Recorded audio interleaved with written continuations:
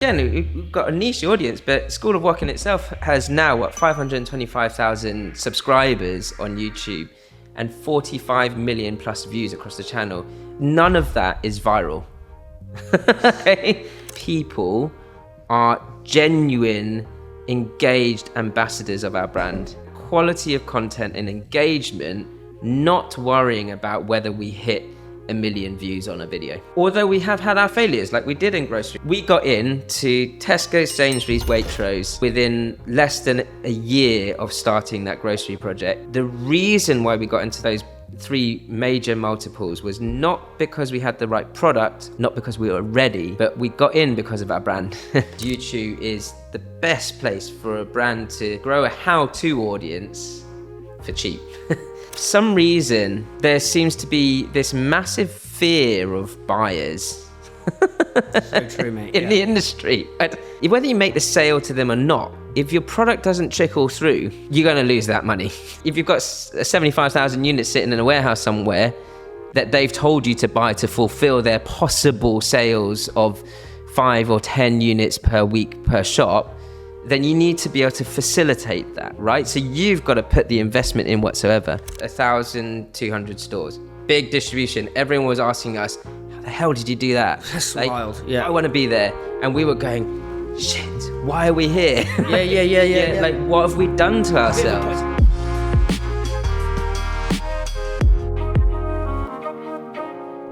Jeremy Pang, lovely to see you, mate. Finally, I feel like Yeah. I've known you for a long time, but great to finally meet. I think we're in probably the most wondrous, prodigious kind of office space I think I've ever seen. So for listeners, it's a glorious kind of house with a massive garden in the back streets of Kennington, and I think it's absolutely stunning. So thank you for 1795. This place is built, apparently. 1795. Yeah. What was the story with it? I think that the next door house was the first sort of proper townhouse to be built here, but I only know this from a week ago because it's the first time I've met one of the residents upstairs who's been here 50 years, and he was telling me that this building was built in 1795 and they used to have local hustings here. What's hustings? Like political hustings, all that sort of stuff. And it's I don't actually know the owner, but he only rents it out, rents the sort of residential buildings, apartments out to friends and family. So I feel like it's the perfect place to cook and be creative with food. It is incredible for that. We've been here for a year, and we're filming non-stop, which I'm sure we'll get into, but it's got the garden outside I took you to. Gorgeous, glorious. Absolutely beautiful. Yeah. I call it the mini White House. Yeah. I mean, it literally is. And downstairs, there's loads of people just listening to slow kind of Italian jazz, cooking Italian, like a whole smorgasbord of Italian food. And I've come here, I thought very, not palatial is the wrong word, but very kind of cathartic walking in. I'm like, this is a nice pace to be in food. It is a nice pace. It's a very different pace to what I've been used to previously, but I think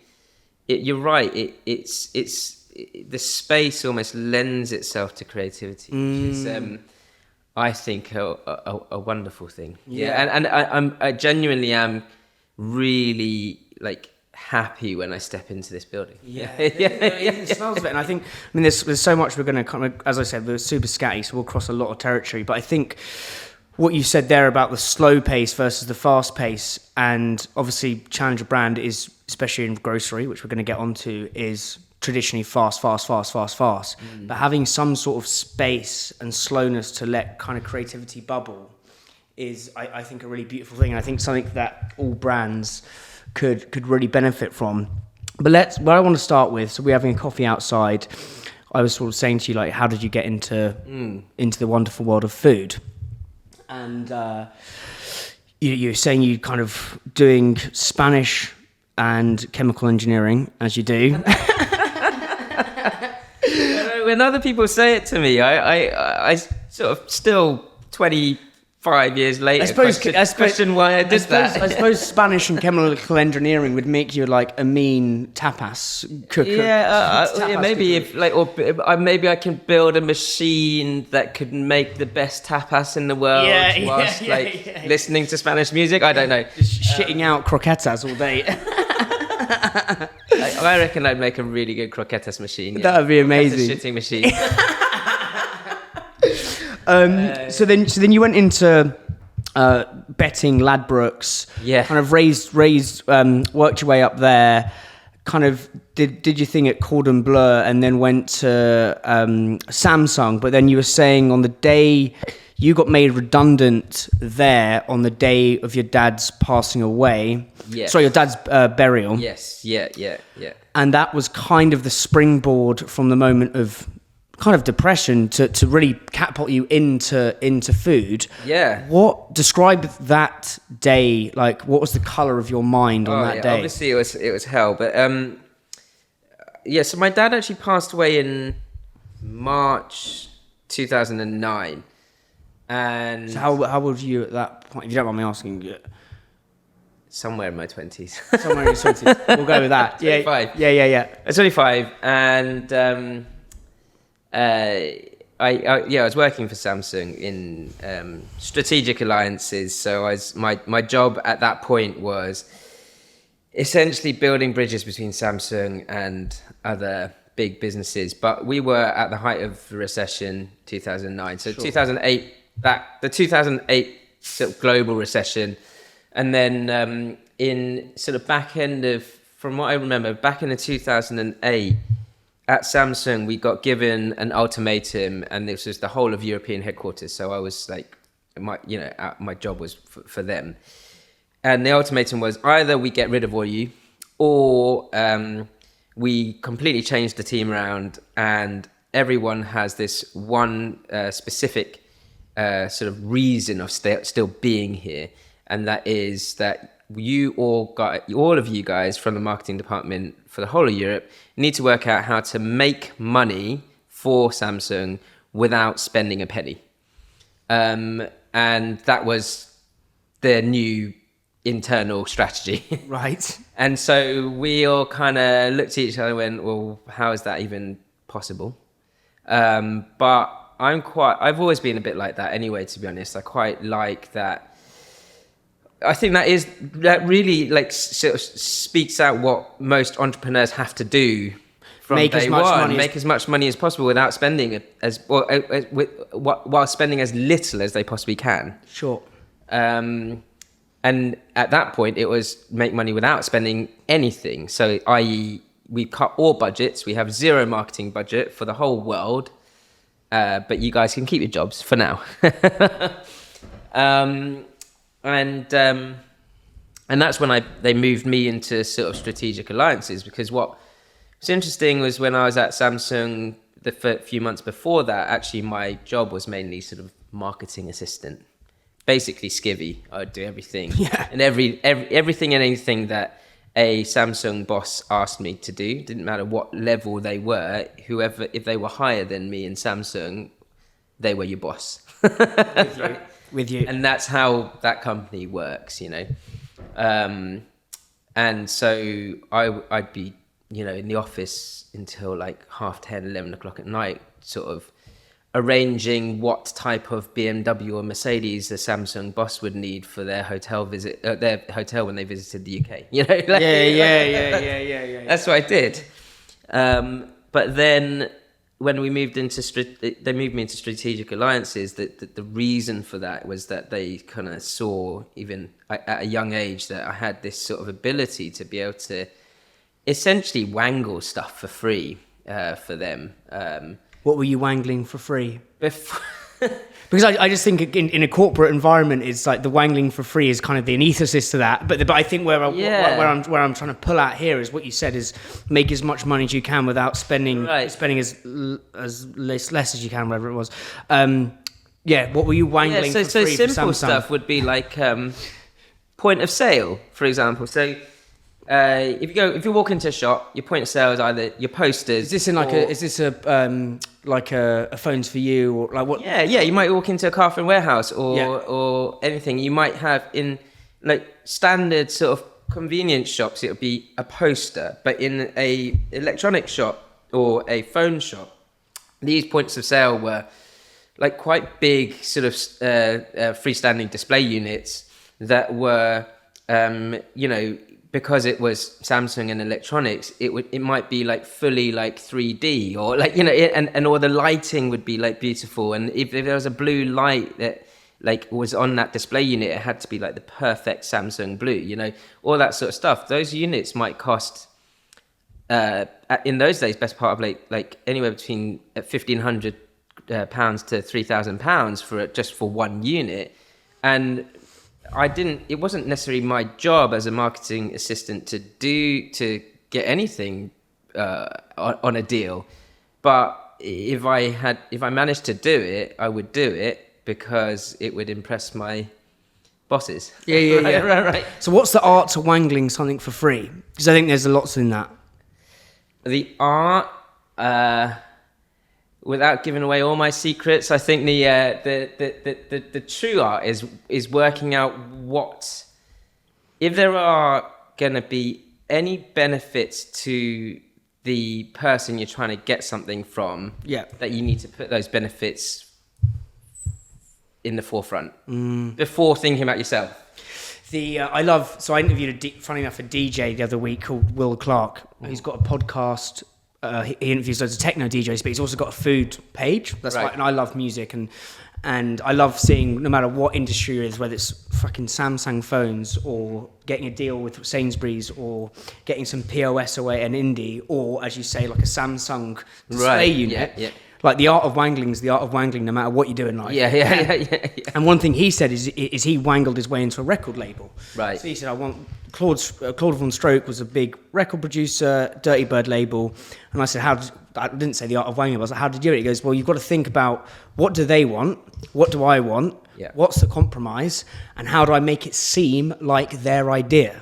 Yeah, and that's really like kind of what you're saying. Yeah, and I think maybe after sort of 20 odd years of doing it, I care less about what making them feel like it's their idea, and actually I'm more than happy to just give the ideas to them, knowing that I've given them the idea. Like, and that kind of works. The sort of, it is a very honest approach, I think. It's not about manipulating people into doing something for you. It's more about actually genuinely being able to offer those things that we know, or I know, are going to benefit another company or person.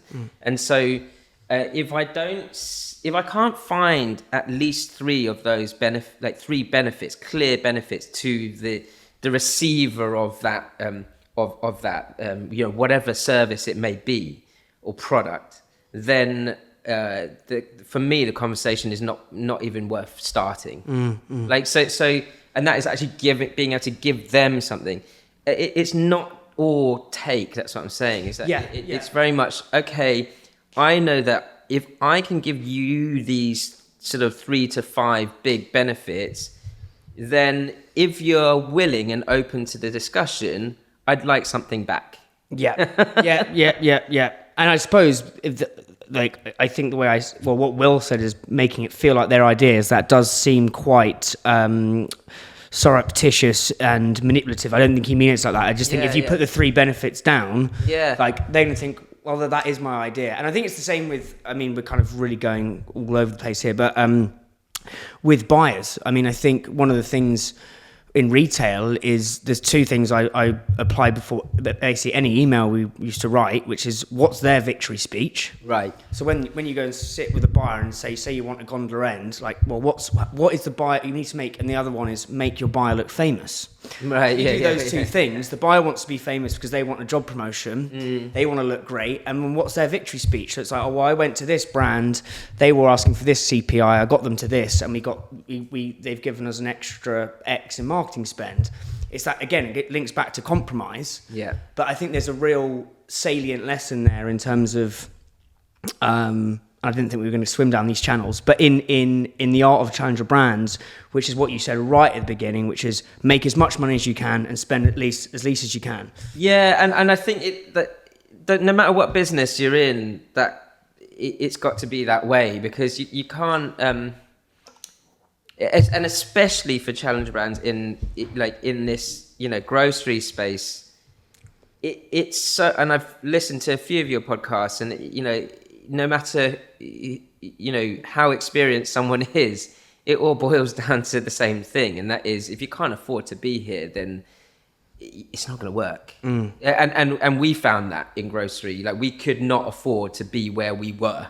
Yeah, let's go into this now then, and we'll get back to how you got into food with your dad. Yeah, because I think so. To give some, I suppose, context, School of Wok was a cookery school in Covent Garden. Yep. You then, I suppose, just paint the picture before you got into the big retail listings. Okay. Because I think there's a warning sign here for those who are kind of obsessed with getting those Tesco, Waitrose, Sainsbury's. Sure. Okay, so if I go back, so it does kind of link to when I started School of Wok. I started teaching people in their own homes how to cook Chinese food. That's how School of Wok started. Sure. That was September 2009. In 2010, my business partner joined me, and we started to grow the event side of the business. That grew. And then in 2011, back in 2011, we decided let's go for it. Let's go for bricks and mortar and create a full-on cookery school. So by March 2012, we were in Covent Garden, and we're still there today. So that's 15 years late. 15 years down the line, the cookery school is basically this like well-established small institution that sort of owned and still owns the Asian cookery space. I'm pretty confident we can say that. I agree with that. Yeah. It took us about 5 years, so 2012 through to 2017, for the cookery school to commercially establish itself. So to actually break even, make a little bit of cash.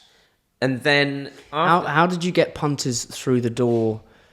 How did you get the demand for? Because I think that in itself's a glorious achievement. Do you know what I mean? Yeah, it was. It really was. Like, I don't think we've ever sat, myself and Nev, my business partner, never really sat and enjoyed that moment for long enough. But it was very difficult when we first started. The first 2 to 3 years, we thought we would have loads more customers than we did. We were based in Covent Garden, in the middle of London. We had this great shop front, we still do, but it's on a quieter street of Covent Garden, and people don't really walk past it. So not for sounding like an idiot here, but I've never. Whereabouts in Covent Garden is it? 2 doors down from Oaxaca, behind Cootes Bank on Chandos Place. Yeah. So it's a prime central London location, but quiet for central London. Yes. Because most people walk down New Row or the shopping streets. They don't walk down these little side streets. And but what we did was follow the lead of a very, very good friend of mine from school, actually, called Nick Telson, who you may or may not have come across, who was the co-founder of designmynight.com. So also in some way linked to hospitality. And he was him and I always talk about marketing, and he was like, Jez, you've got to get on, you've got to get onto your SEO and Google and blah, blah, blah. So I kind of followed that lead, and we really pushed it. But also alongside that, I used what definitely is my strength and forte, which is strategic alliances. So we built... When you say alliance, is that like partnership? Partnership, so sponsorship. It's sponsored... So I made it my task to partner up with big companies, even though we were a company of 3 people. And the key was exactly what we're talking about, was using our sort of expertise and professionalism to fill a gap that big companies didn't have. And that was essentially live content. In those days, it was still same as today. Taste of London, Big Feast of All these sorts of like consumer shows, let's say, and festivals, we would sort of support these big sponsors like AEG or Neff, Samsung in some way, in some years, in delivering content on stage for them at these shows for free. But in return, I had my asks. And so we did that. Just to go back, so then when you were saying, so you were basically, just to get clarity on this, so say it's the big festival. Yeah. Samsung are doing something there. Yeah. You're basically saying to big festival and Samsung, look, we'll come and do the School of Wok alongside Samsung. Yeah. At this festival. Yeah.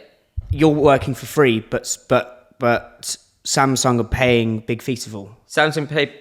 It was AEG paid Taste of London. AEG is 9 years in a row. AEG is like basically AEG, Neff, Bosch. They're all the sort of major appliance brands, like small appliance brands. Hey, with you, right? Yes.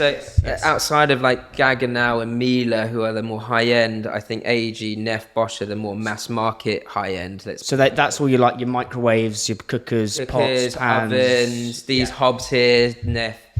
So the key for me was a combination of very simple SEO and PPC, pay-per-click on Google. Yep. So advertising our business through Google, and links with companies who had the right strategic targeted audiences for that particular brand of School of Wok. Yep. So of course, if we're linked with appliance brands that only manufacture high quality equipment for cooking, that's going to work with us. Yes. Okay. I'm with you. And so my job, I took it as my job as the marketing director of School of Wok to create those links.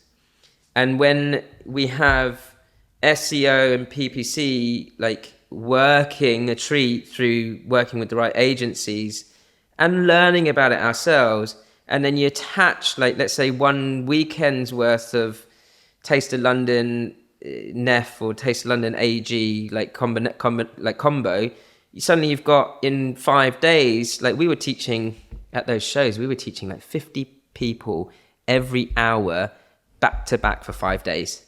So you'd take 1,500 to 2,000 people over one festival that were perfectly targeted audience for our business. And that's how we grew our newsletter and our database. I think even now, it's still quite niche. The database is like 25,000. It's a cleaned up database of 25,000 people after 15 years. It's not massive in the grand scheme of things. It's not like social media numbers, but what it is it's 25,000 very targeted people. Yeah, and loyal. Who are loyal ambassadors of our brand, and they continue to be even after 15 years. Yeah. So then I love this. So it's almost the I don't know if you listened to much or read much by Paul Graham, which is the guy who did Y Combinator. Okay, yeah. Like a startup kind of guru. He's got loads of interesting lessons. But I actually Silicon Valley. Okay, yeah. So just big things. But I actually did a podcast about Silicon Valley lessons for challenger brands with a guy called Chris D, who was the ex-head of food at Harrods, really interested in it. Right. And he was basically saying some of these lessons for challenger brands, and you kind of epitomise these. So it's like, one, you've got to do things that don't scale, which is basically hand-to-hand combat, which is get in 50 people isn't really scalable comparatively to pay-per-click and Facebook ads or whatever it was, and Google SEO. But the connection and the depth with those people is huge. Yes. But then, so you're doing things that don't scale, marrying that up, offline, marrying that up with stuff online. Right. And you get the kind of the perfect storm. Yeah. Plus the strategic alliances with the big whoppers. Yes. Then as you say, it's the perfect storm. I love that. And then this is applicable to any brand. Right. Then you said I want to get into the kind of how you how we got to grocery? No. How you wangled these partnerships, because you said I had my asks as well. Like, what were your asks in this? Okay, so it was 2011 Taste of Christmas. It was the first time we ever did a taste show. Yeah. That's the At only... Tobacco Dock? At Tobacco Dock. Oh, No, so no. It was before Tobacco Docks. So they used to do it at the XL, which was horrid, right? It's my least favourite venue. Everyone's going around as Scrooge, mate, in the XL. I call it the IKEA effect, because when you walk into IKEA after half an hour, you don't know what room you're in. Yeah. And that's what I feel like in the XL. And that's where they used to run it. And that's the only time, 2011 Christmas, was the only time we ever spent money at a trade show. Yeah. Okay, so after that, I was like, you know what, Nev, this is so expensive. And I was the biggest spender between Nev and I, my business partner and I. And he's like, Jez, I'm so happy you've said that, because we can't be spending like $6,000 a time every time we're at a trade show. And that's a little amount of money for a trade show. So I said to him, like, let's do it. We'll do this show, but let's see who are sponsoring the stages. And it was AEG at that time. So we went to Taste of London, but before we signed up to it, I said to Taste, the organisers, I said, I'm not going to sign up to this 3x3 stand unless you give me the contacts for AEG. And they were like, why? And I said, because I'm pretty sure that if you put me on one of their stages, they will sell more product. And they put me in touch. Mm-hmm. So they said, okay, well, I tell you what, take the stand, sign on the dotted line, but I will put you in touch. They put me in touch, and I said to AG, look, we're really looking forward to coming to the show. We've got our 3x3 stand literally like right opposite what they had at that point was a mobile unit. So they had they sponsored the main stage, and then they had this like mobile sort of van, like pop-up van. And in that pop-up van, they had, because I'd contacted them before, they decided to put an induction wok burner into the mobile unit to see what it might do. Mm. And even to this day, they don't really sell that wok burner, because who wants a wok burner other than someone like me who wants an induction wok burner in their house? Sure. But this is really interesting. I did a demo a day during that Taste of London on their mobile unit. And they said they have never, since they started manufacturing that wok burner, they have never had any interest in that wok burner whatsoever. But during that show, they had every single buyer who watched my demo asked them about that piece of equipment. Mm. And so after that, it was simple. We just grew and grew and grew from there. So the value of what partnering with these, like say a Neff, who's this? Yeah. I mean, we're literally recording on a Neff stove right now, electric stove. Yeah, is it electric stove? Yeah, it's an induction. Yeah. So the value for you was that you weren't having to pay for the trade shows, but you were getting in front of the right people. Right, but then within that same conversation, so this is December 2011, we opened School of Wok's doors in 2012. Right. And during those 3 months before opening, AEG, with that conversation, basically said, what are you doing next? And I said, well, we're actually looking to open a bricks and mortar at some point next year. Would you guys be interested in getting involved? And they were our first major sponsor for the cookery school. Interesting. So they provided all the equipment that was put into the cookery school in Covent Garden for the first 8 years. 8 years later, that whole marketing team changed, and where do we move? To Neff. Interesting. Yeah. So and then the sponsorship deal, because I mean, I'm asking this selfishly for my podcast, right? But there's a few things on this that I find fascinating. Yeah. I think the first is maximizing trade shows. I think myopically, you can look at a trade show and say, right, it's 3K for the days. Taste London promised you this much footfall. Mm-hmm. Okay, well, that's one way of looking at it. But if you and I think make as much money as you can and spend as little as you can. Right. That's the principle of being an entrepreneur. You can get really loose and creative with how you do that. I mean, I was just at Taste of London this summer, and I saw Mob Kitchen had done a truck with the TV program The Bear. Oh yeah. Nice. That's maximising your space. Absolutely. Quite literally. Like again, like who on earth says that partnership should exist? But it takes one person with a flight of imagination to think, fuck it, why doesn't it exist? Same with you guys and this Neff. And I think there's a real I think Perfect Ted did another darling example of this, where they had, like I think a lot, even myself would think, right, we've got a great stand, let's turn the music on, and we'll give people matcha drinks. Right. They just showed all the different occasions of matchas. They had matcha slush puppies. They had, like the ice cream rollers. Right. Yeah. They had that, which was matcha. So they basically just really emboldening the stand, which is way more than a sampling and trial driving activity. And I think you can add. You're literally adding theatre. People weren't interested. We're adding theatre. Adding theatre. I think there's so much in that. But obviously we have the capability of doing that because that is literally what we do day in, day out. Yeah. But like it's not. Let's say it's not dissimilar to influencer collaborations today, but where I do believe it is very different is that we do put excessive amounts of detail in our thinking towards what we can genuinely offer that brand. Yep.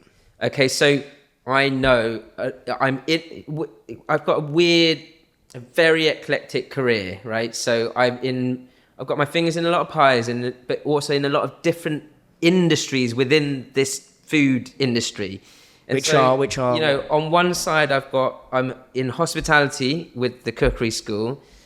On another side I'm a broadcaster through my TV work, but in between that I'm sometimes counted as an influencer. Through and through, I would say I'm more of a traditional marketeer than I am an influencer. How would you say the two differ? I think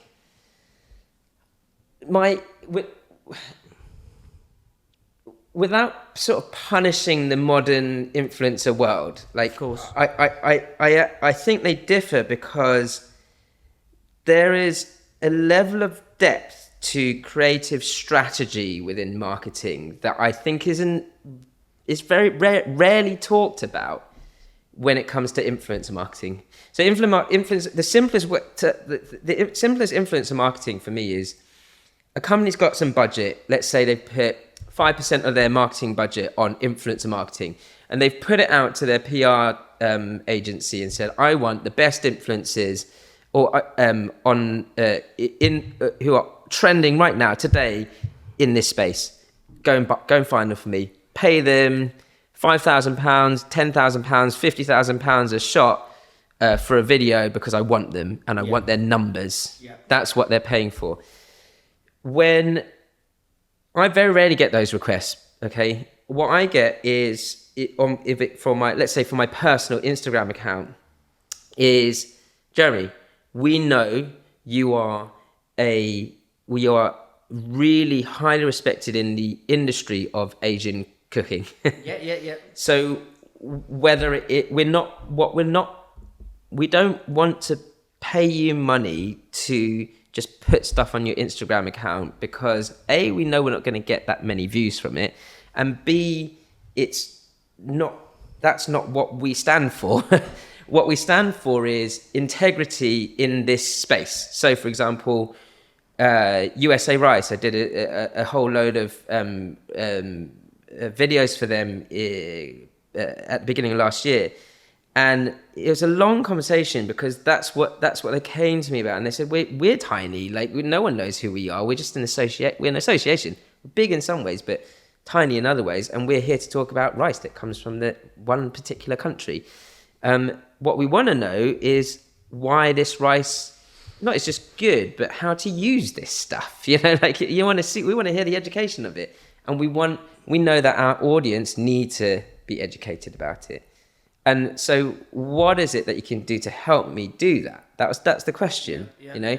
So I could, okay, well, is it trade you want to talk to? Is it consumers you want to talk to? And then we go into that detail and we work backwards from there as to what then the deliverables may be from a marketing sense. And I do believe that level of detail is marketing strategy through and through. It's not just sort of one end or a tiny percentage of what a marketing strategy is. So you almost think of it as the full funnel. That's how I do it with the podcast sponsorship. It's because I'm learning loads about because obviously we're doing stuff together in the future, right? Sure. But it's what you said is like you had your asks and benefits for me. I had vice versa. We met in the middle. Now we're going to do stuff, right? Right. And it worked. And we're both win-win. We're both happy days. Yeah. But I see it with the sponsorship as well. It's like where you get top of the funnel views and from like a very niche audience. One. And then two, further down the funnel where it gets to conversion, it's like I can help you convert by whether that's through an introduction or something like that. Right. But I'm trying to maybe be a bit more strategic with how I package this up. But actually, I'd say that the conversion very rarely comes into it. Yeah. Because I don't, unless you're a salesperson or department, that's the sales department's job. Marketing is there to support that conversion. Yeah. But I don't believe it necessarily. I think it can, the creativity around whether it's one particular campaign or the creative thinking around strategy gets completely stamped on if numbers are the only thing you're thinking about. Yes. Is there an example where you think of like creative marketing strategy, like the exceller of that? Like it could be with something you've done or another brand. I went to a talk around cultural relevance. I made a note of that actually. Yeah, that sounds really interesting. At anthropology over economics or something. That was it. Anthropology over economics, and there was the head of marketing for William Grant and Sons. William Grant and Sons drinks company. Yeah. She used to be the head of marketing for Red Bull. Amazing. And Red Bull came up time and time again in that conversation. Yeah. That's the epitome of it for me. Like, if you look at that, like what they've done, when you think Red Bull today, like from a marketing point of view, what comes to your mind? Well, just that fucker jumping off the... Right. Off the moon, divers jumping off cliffs, like people jumping off planes. Yeah. Nothing to do with the drink. Yeah. I'm just trying to think, like, not playing devil's advocate here, but like teasing this around with you, is they've got huge budgets so they can do that. But how would you do it linking this back to like as a brand who's got fuck all money? Like basically, because you did it. I do think it's possible. I think it's possible. I mean, again, we've got a niche audience, but School of Wok in itself has now 525,000 subscribers on YouTube and 45 million plus views across the channel, and that is none of that is viral. Okay, like that is the key for me, is that none of it is viral. Those 525,000 people are genuine, engaged ambassadors of our brand. That's taken me and the team 7.5 years to build on YouTube. Now, the key for that for us was always looking at quality of content and engagement, not worrying about whether we hit 1 million views on a video. So that's what I'm applying with my YouTube now. Right. I'm learning loads from you, mate. Because I'm just looking at the total watch time.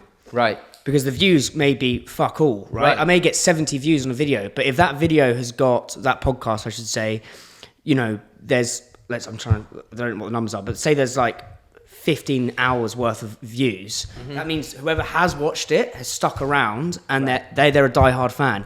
And as you say, like the likelihood of, I think Asian cookery is slightly different to like very niche challenger brand founders. Yeah, of course. But it is, so it's like I may never be able to get to, hopefully, you know, the 100 to 500,000. Right. Yeah. And I'm cool with that. But as long as that watch time is going up, then that's all I care about. If you've got 10,000 people listening to you, dotting in and out of the same podcast for an hour, like I do, like, you know, I couldn't sit in and then watch like your Rory Sutherland podcast for 3 hours, but I've dotted in and out like every few weeks for like 5 minutes of it. You know, that's but I'm doing that, and I'm speaking to, the reason why we're talking now is because I speak to other founders in the industry who are also listening. You probably don't even know they're listening. Yeah. But the key thing is that if you understand how to own that niche, and you constantly look to better the quality of your ownership of that niche, then I'm a big believer that at some point you will find that success. And although we have had our failures, like we did in grocery, and we can talk about that, but the key for me is that once you've got that traction, you then can always come back to your incredibly engaged audience to find where you need to go next. Like to ask them, or just we put videos out on YouTube. Yeah, it's almost that like our audience don't like. You know that quote, which is like, revenue is vanity, something else, profit is sanity. It's like top line views is vanity, and like engagement is sanity. And I think there's similar parallels to that. Yeah, it's like, I think there's loads in that. So just on the YouTube, yes, how in terms of so I think one thing. I think it needs a lot of work, but I think it's getting there. Is, to begin with, it was a fucking shit house. It was a shit show. The YouTube side of things. Yeah. But we've now got a proper introduction. We've just hit that 1,000 1,000 subscribers, which is, I've got your YouTube plat behind you, mate. But but I've just said, mate, you don't get the next one until you hit 1 million. Okay, well, so you get the first one at 100,000, and then you've got from 100,000, you got another 900,000 to hit. Yeah, but mate, that's super inspirational. But I mean, because I just, when you go on that, when you've got 2 subscribers, you just think 1,000. I was like, I will be kind of doing naughty things the day that happens. Yeah. And it happened, funny enough, on the weekend. So it's very serendipitous, this timing. And then, so I believe the content is good. I believe the introduction's good. The packaging and the branding and the thumbnails are great. What's all the other shit? Yeah. To begin to get to grow it, like what is? Because I don't. I think it's the same whether it's YouTube or any other social media channel. The key is consistency. Yeah. So a consistency in quality, a consistency in like your thumbnails and what you put out there, and which I'm personally terrible at with my own Instagram because I just don't give it the time and place. But with YouTube, for sure, we were very particular about that. And frequency depending on the platform. Yeah. So if you're gonna go out once a week, then you pick your day and you put it out at the same time every week. Yeah. Yeah. And the same applies to if it it's. I look at it this way: it's like TikTok is like here in terms of like engagement, but like up here in terms of like viewing figures and reach. Then you've got Instagram, and then you've got YouTube, and then you've got TV, right? Yeah. And funnily enough, I'm in those what I see as my top 2 spaces, which might be very different to a more classic influencer who might put TikTok and Instagram and then go down the chain. That's what I've got in my sponsorship deck. I know you've seen it. It's like the I don't know, that quadrant almost. Yeah. And it's like awareness and engagement. Yeah. And TikTok's right in that bottom corner, but then a podcast even more so than TV in terms of the engagement. It's because you're basically what I love the value of a podcast is I was listening to someone saying this is that. For a really engaged fan, you're basically walking around in someone's head all the time if they get on the train, which means like I think someone said you pick a podcast based. Like, I feel like I know Joe Rogan. I've never met him. Right. I've never even been to Austin, but I've listened to so much of his podcast that I think I know him. And it's the same with, like, I can understand that, but I'm not a big podcast listener. Until more recently, actually, I started to listen to like to yours. My wife's a big podcast listener, and some really close friends literally don't stop going on about these podcasts that they're listening to. But I can see why people get hooked on podcasts because you're right. Like you're doing it when you're walking on your commute to work. Or you might be walking through the park and want to kind of focus on something, but not necessarily like be fully invested every minute of that chat. And I think. And TV is an interesting one because and this is like really clear comparison, and this is useful for anyone, any challenger brand, any brand at all, is that when my ITV show came out in 2022, we were hitting like 6 it was on average in a weekend 600,000 views per weekend for 10 weekends in a row on that particular show. But the way they count views on TV are incredibly different to the way a TikTok view is counted. So for the 1 hour episode shows on TV, you would only get one count if that person had watched the TV show for 30 minutes plus. That's so interesting. Whereas a TikTok could literally be a split second.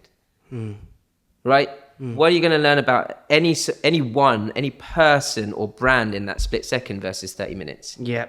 I wrote a thing on this about brand depth versus brand awareness. I said a lot of people talk about brand awareness, like we need to get our NPS score up, like who knows about us in the country, which I think is important at some point on, say you're a brand like big brand, you know, then you need to really worry about getting the average brand awareness. When you're a small brand, you need to build brand depth, which is you going to those Neff trade shows and saying, right, I'm going to literally show you how to cook some noodles or a stir fry. Like that's that connection you can get. And as you say, like, people are so maniacally obsessed with the 1 second clip and the million views, but there's no depth there. And you see a lot of these TikTokers who can't make money because where's the depth? Like you're doing a silly breakdance, mate, ain't gonna make any. Well, the thing is, the depth is going to come from a lot of thought, like and experience. You know, it's not something that you pick up overnight. I'm not saying that all TikTokers and influencers aren't going to be able to make it, but it's a very, very crowded space, and it's difficult to understand what is actually required of you. Like, and actually, like within my trade, let's say for the last 15 years, being in this industry for a fairly long time, and actually in most cases having the opportunity to be quite near the top of each part of the industry, I found it fascinating watching other people in those spaces do what they do. For example, in the TV world, it's incredibly daunting to do what I do. But when I sit and watch other presenters, like, you know, even people within the same space, like Ken Hom or Gok Wan, like Gok is an incredible presenter. He is so good at what he does. What makes, because like as you said, you're in the top stratosphere of you're on Sunday brunch on Sunday. Fine. But like that's the top stratosphere. Right. What makes a fucking good presenter? Like, what is so good about Gok Wan? Why is he so good? He knows himself. He's comfortable within himself. But what's more important is he really knows his audience. And he's got numerous businesses, but he's so good at flitting. He's a DJ as well, isn't he? The DJ. He's got his glasses business. He's got the fashion business. You know, numerous different businesses, of which he might focus more on one or the other depending on where he is in life. But the key, the real inspiration for me at looking at like Gok, he's a good friend. You know, you look at him and you go, gosh, he really knows how to. And it's not just switch it on, but he really knows how to like be true to himself around what audience he's talking to at that moment in time. So it might change. Like we all know each other from the Golden Chopsticks Awards, which is an Asian restaurant. The Asian Restaurant Awards, right?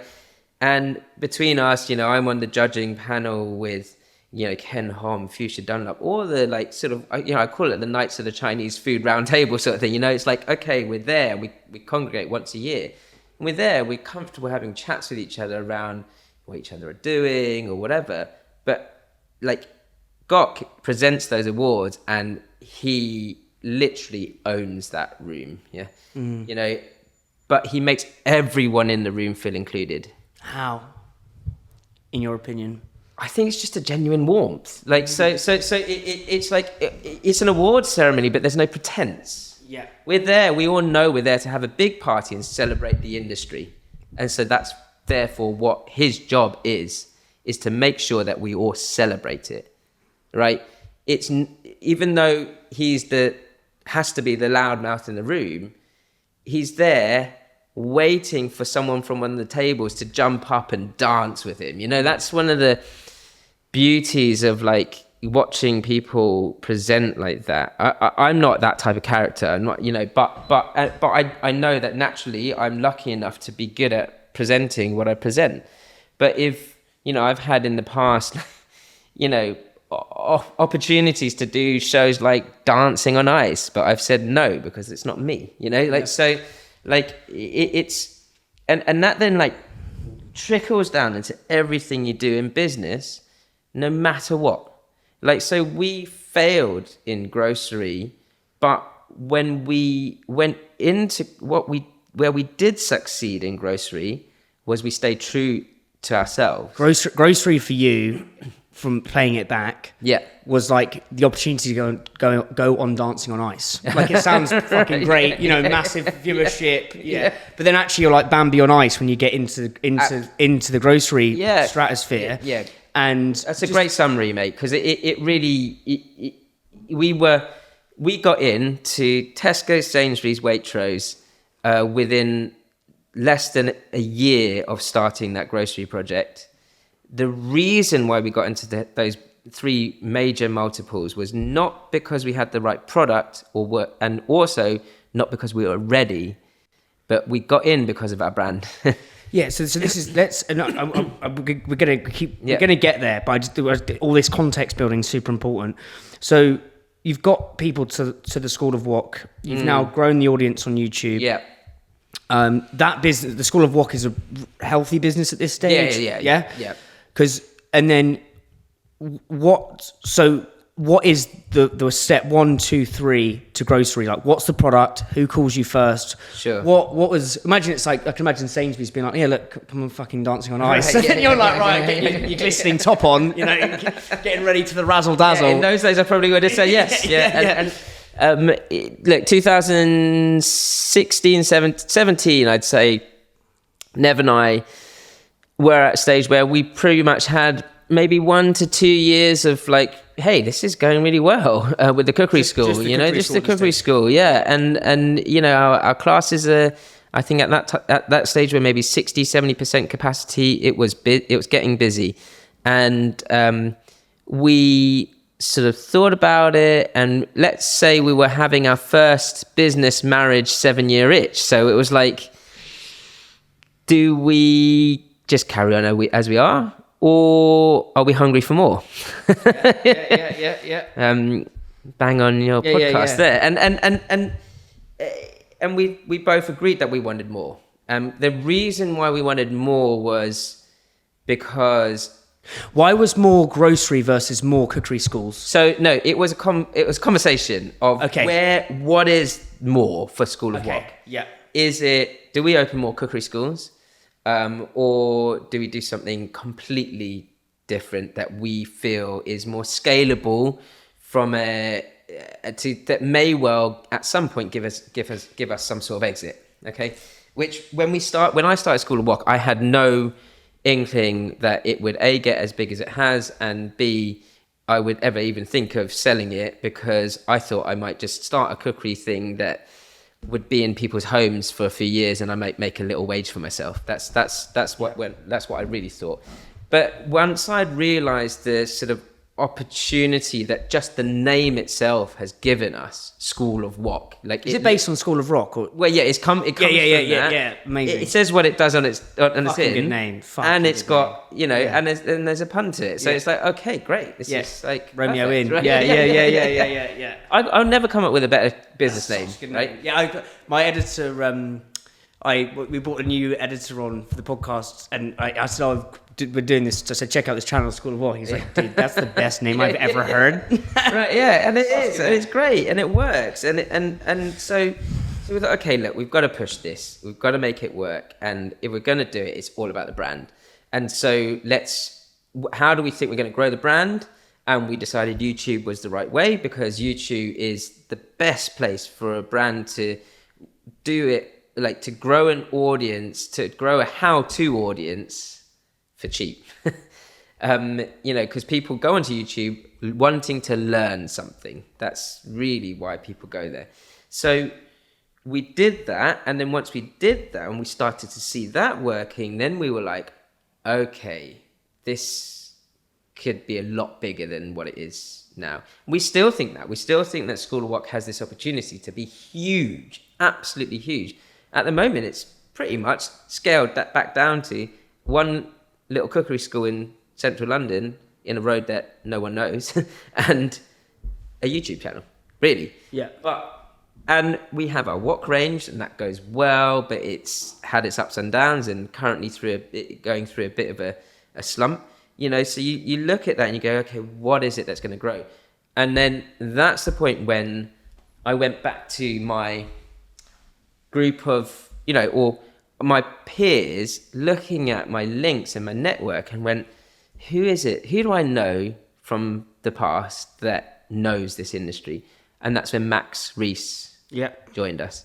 So Max and I were on the same graduate scheme at Ladbrokes PLC. Oh, jokes. Yeah. I was the first year intake, he was the second year intake. But as soon as I left Ladbrokes, which was quite early on, after about sort of 18 months, the second person to leave that grad scheme was Max. And he moved straight over to Goo. And he was part of the founding team of Goo. Amazing. So Max has always been interested in food, but he went down a different route, the grocery route, to where I went.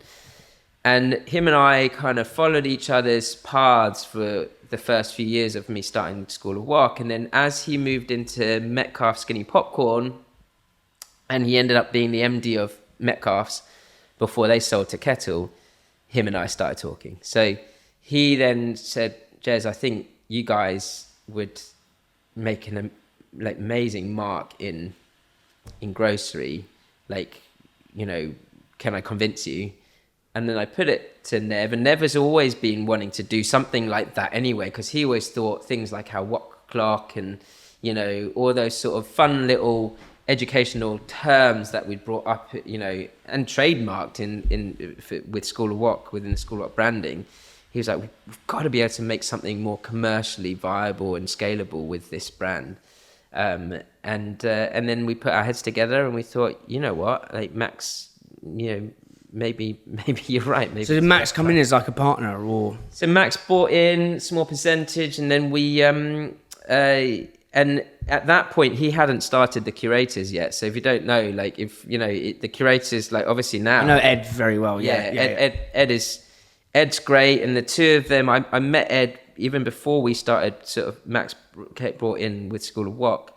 But at the same time as starting the curators, he basically became one of our shareholders. Yeah. Okay. And then, at this point, there's no call from one of the big four supermarkets? No. Well, interestingly, we had dabbled with them, but on a licensing deal in 2015 and 16. So it's like their own range? We did it through a distributor called Petty Wood. Mm-hmm. This is interesting on the benefits thing. In hindsight, we did it and it didn't work. And it was with a range of noodle meal kits. So you had a pouch of noodles, a pouch of sauce, and or a couple of a marinade and a pouch of stir fry sauce, essentially. And we got a range through Petty Wood into Tesco. That was on the shelves in Tesco for 18 months. We were tiny little players. We didn't know. We were so far removed from that product even being made, where it was made out in Thailand and how it was made.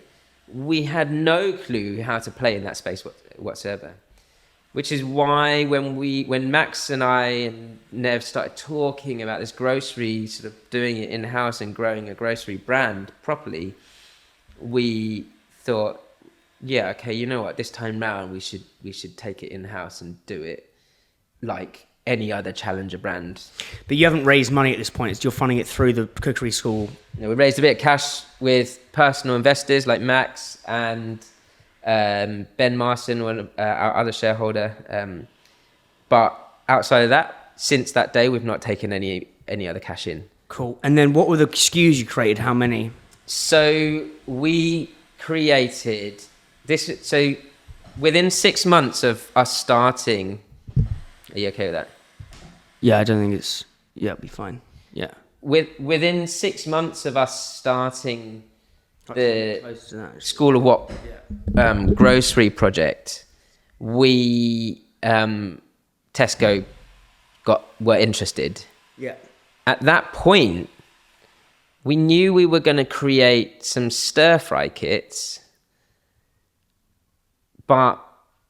and possibly the bao kit, but we didn't know what it was going to look like and how we were going to do it.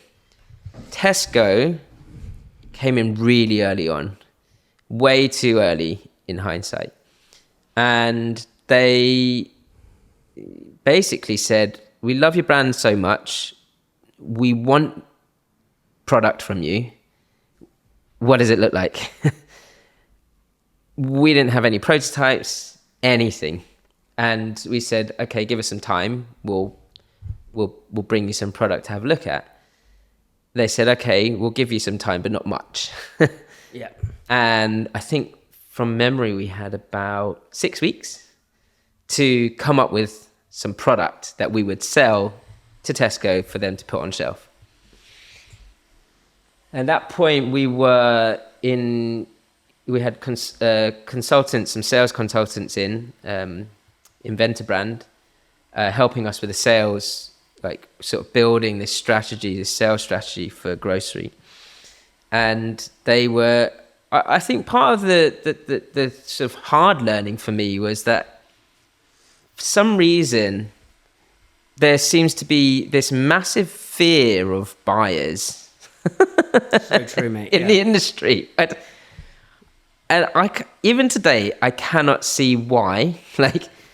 Yeah, I think it was interesting. I suppose you're at an advantage because you had the cookery school going really well. Yeah. But this is what I'm thinking, because I think a lot of brands, as like you could actually kind of be a bit more bolshy with the buyer and being like, well, I've actually already got a successful business. Whereas I think a small brand someone said to me, like a brand's early stage founder's livelihood is in the hands of a buyer. Yeah, I wasn't dissimilar to that. Yeah. I was definitely in that space. But even with the School of Wok's sort of backing, because it is still our livelihood. You know, Nev and I had to, like, outside of the initial investment, you know, we had to put our houses on the line for this. You know, you know, so until very recently, that's still been a big thing hanging over my head. Like, I can't move house without this going well. You know, So I was definitely in that same court as all these other founders. Sure. But why weren't you scared of buyers then? Because I think this will help a lot of people. Yeah. Yeah. But I was never scared of buyers because, for me, whether you make the sale to them or not, if your product doesn't trickle through, you're going to lose that money. Yeah. Okay, because the way the industry works, if you're using co-packers and co-manufacturers, you're tied into quantities on minimum volumes. Most goods in our world are perishable, so they have a shelf life. You have to move forwards in a way with buyers where it's almost like they need to know what the shelf life is, but outside of the shelf life, it's your problem. Like, so once, you know, if you've got 75,000 units sitting in a warehouse somewhere that they've told you to buy to fulfill their possible sales of 5 or 10 units per week per shop, then you need to be able to facilitate that, right? So you've got to put the investment in whatsoever. Like, no matter what happens, you've got to put the investment in. It's not going to come from, even if you have the distribution like we did, 1,200 stores spread across 3 multiples, we were like in stock, like, you know, 150,000 products in stock out in debt.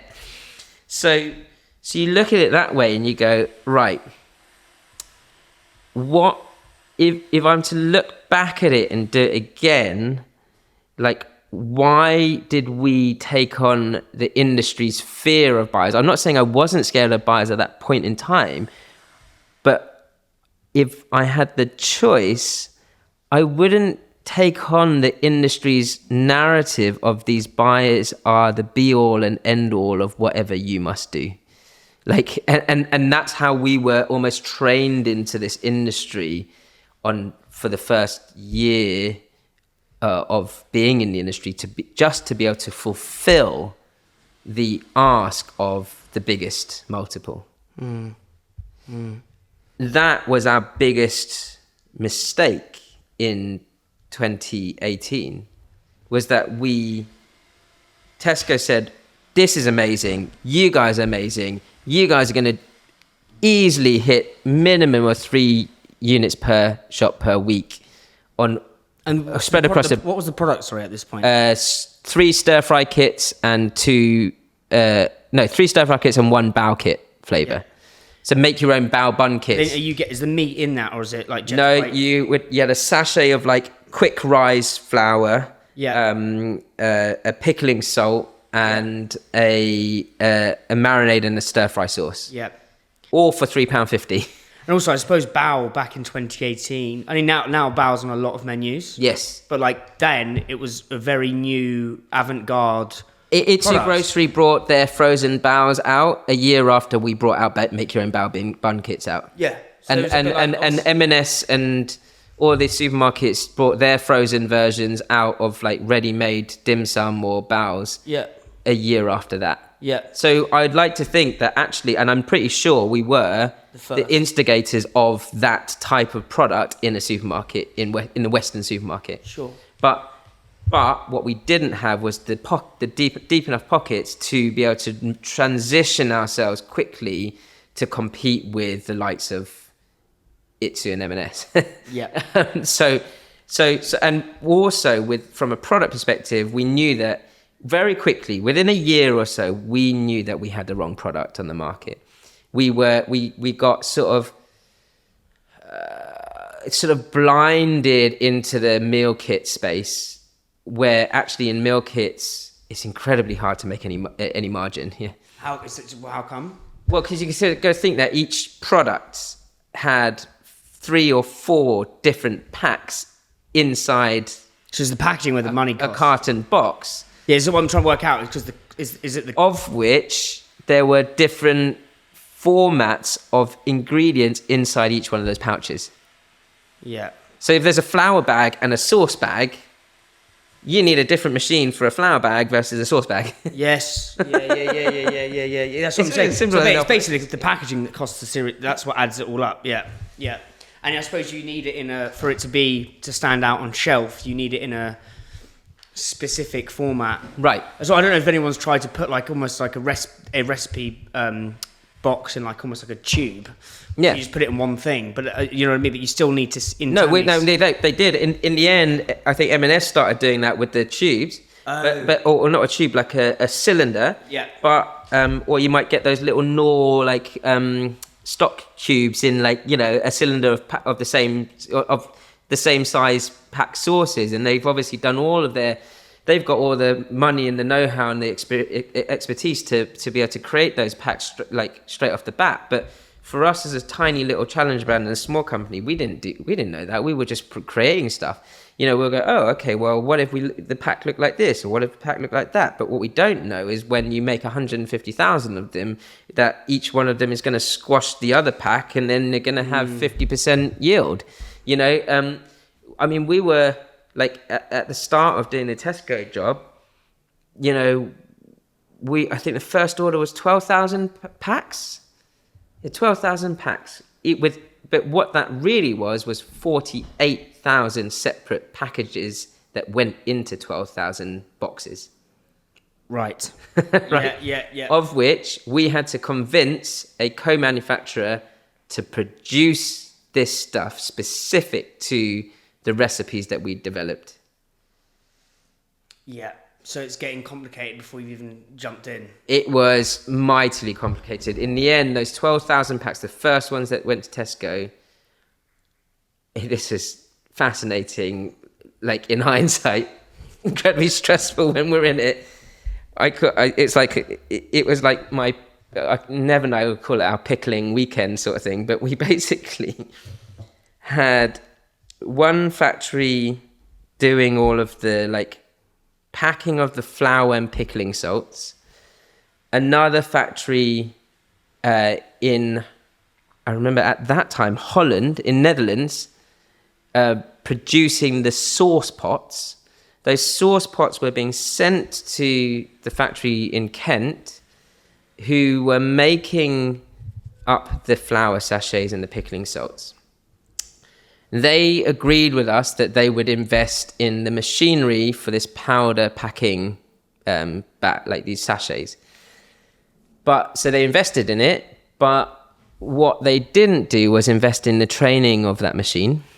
And they basically just put a whole load staff working on the line. And understanding how this new machine works. Sure. They'd never done it before. So this was 2 weeks before we were due to deliver the product to Tesco. They were having a problem with this new machine, didn't know how to work it. And every single flour pack and pickling salt pack had holes in the packaging, like in the seal. They wouldn't seal properly. And so I called the CEO up of the manufacturing facility, and he said, I'm on holiday. Oh, fucking hell. Yeah, Right. yeah. Okay, yeah. so- When it rains, it And I'm pours. sure everyone has these issues, but so I was like, right, are you okay for me to go straight into the factory and take charge of this project because it needs to be done? And he was like, yeah, fine, you can do it because I trust you. You're going to get what you need done, and just whatever you need from my team, just tell them. I went in, and the whole Where's the team, factory? Kent, Right, yeah. none of the team knew how to work this machine. So I had a look at the manual and my engineering, like something had to come from somewhere. So I was like, right, at least I understand how to read process. And that is literally individually reading every single line in a manual always helps. So I read every single line in the manual. And then I was like, said to Nev, I really need you. We're going to need to work this out ourselves. And over the next 2 weeks, we're going to have to work out how we can get this stuff over here packaged, sealed, before it can then get labeled. But the labeling machine wasn't working either. So we had to take it over to a labeling machine over in Essex. We ended up doing a whole load of research, and within a couple of days I found some experts in this particular type of machine. They're the only experts for powder packing machines in the UK, who I managed to convince to come down on a consultancy basis for 2 days. And they came down for 2 days at the beginning of that, and between him, the consultant, and myself, we then wrote a standard operating procedure for this new machine. So I wrote this 38-page document on how to use a powder packing machine that I'd never even seen in my life before. We did that, and we managed to get a 90% yield. But what that meant was the 10% of packs that weren't properly sealed, we had to manually look for. So we looked through, 48,000 packs in 3.5 days, and Nev and I were still doing that in the labeling warehouse 3 days before it went to Tesco, and we were knee deep in pickling salts by the end of it. Fucking wild, mate. Such an amazing story. We got 12,000 packs sent to Tesco. I am absolutely over the bloody moon that Big Fish, yes, Big Fish, the big dons of Challenger Food and Drink brand design. I mean, Perry is an absolute legend. He's designed every Challenger brand in your cupboard. Charlie Bigham's, Goo, Tyrrell's, Rana, Clipper Tea. The list is endless. And Big Fish are looking to speak to the next wave of Challenger Food and Drink brands who are a force for good. They're looking to invest in brands, and we've got this sick thing coming next year that you do not want to miss out on. If you want to speak to Big Fish, if you want to go to the Fish Bowl, drop me a DM and I can make it happen. North Star, get listed, say listed, and grow. Do you actually know your shopper? If you don't know your shopper, you're literally pissing and spunking money up the wall. Knowing your shopper is the secret weapon to unlock more grocery listings and more stores. But not knowing your shopper is literally like driving in the dark, hungover, without a sat-nav, in a thunderstorm, in February with 5 miles of petrol in the tank. But knowing your shopper is like having a sat-nav. A full tank of petrol, it's a glorious sunny day, you're listening to the Sugar Babes and you've got a fresh, hot, pumpkin spice latte by your side. North Star Illuminator is the shopper map to the promised land of growth and success. It does 3 wonderful things for your brand. 1, make your marketing budget sweat. When you've got lucid, crystal clarity on exactly where each precious penny is going, you know how to drive loyalty with existing customers or even bring new shoppers into your brand. Numero 2, what's actually driving performance? Do you actually know why your sales are going up and down? You need to know, like, are you bringing new shoppers into the category? Is that driving growth? Are loyal customers buying more of your brand? Are shoppers switching in and out of your brand versus other brands? I mean, Perfect Head's a glorious example. They are bringing new shoppers into sports and energy. They are so incremental versus, say, chocolate bars, where people just switch in and out of brands all the time. The more you know this, the more oomph you've got with your buyer when you go to do a marketing plan, a joint business plan with retailers. The buyers want to know how incremental you are to the category. That is your passport to success. North Star is your passport. And what you can do is you can literally see it by channel, by retailer, get so specific. If you're looking to go to the next level, honestly, get in touch with North Star and go to the promised land. MKJ Ignite are a team of experienced recruiters who specialize in the challenger brand space. They recruit for over 50 brands ranging from pre-revenue startups right through to some award-winning brands such as Real Superfoods and Purdy and Fig. They recruit across all levels and all functions, so whether you're looking for a new salesperson, a new marketing whiz, or an ops guru, MKJ Ignite have got you covered. They're bloody good at what they do, trust me. So if you're looking to hire or you're looking for a new role, get in touch with MKJ Ignite. They won't let you down. Are you looking to turbocharge your brand, take it to another level, save money, save energy, save stress, save time? Well, I've got the perfect thing for you. I am delighted to announce that HC Brands, formerly HC Consulting, my boy Harry Clark, has just launched a commercial growth accelerator program designed specifically for challenger food and drink brands. You can upskill your commercial team. They've got so many modules, you can handpick them, we can do the full shebang. You're gonna save hours of research, you're gonna get the tools to turbocharge your growth, get better clarity on your brand's objectives and directions. And look, Harry's worked with some amazing brands, Holy Moly, Islands, Savile, and Rooted Drinks. He's really helped me with a strategy for Hungry. Yeah, if you're looking to turbocharge your brand, link in the show notes, and you're gonna be able to do that easy peasy, lemon squeezy. And how many, in terms of the... There's 3 things that I'm picking up from you, mate, which I think are really fucking interesting.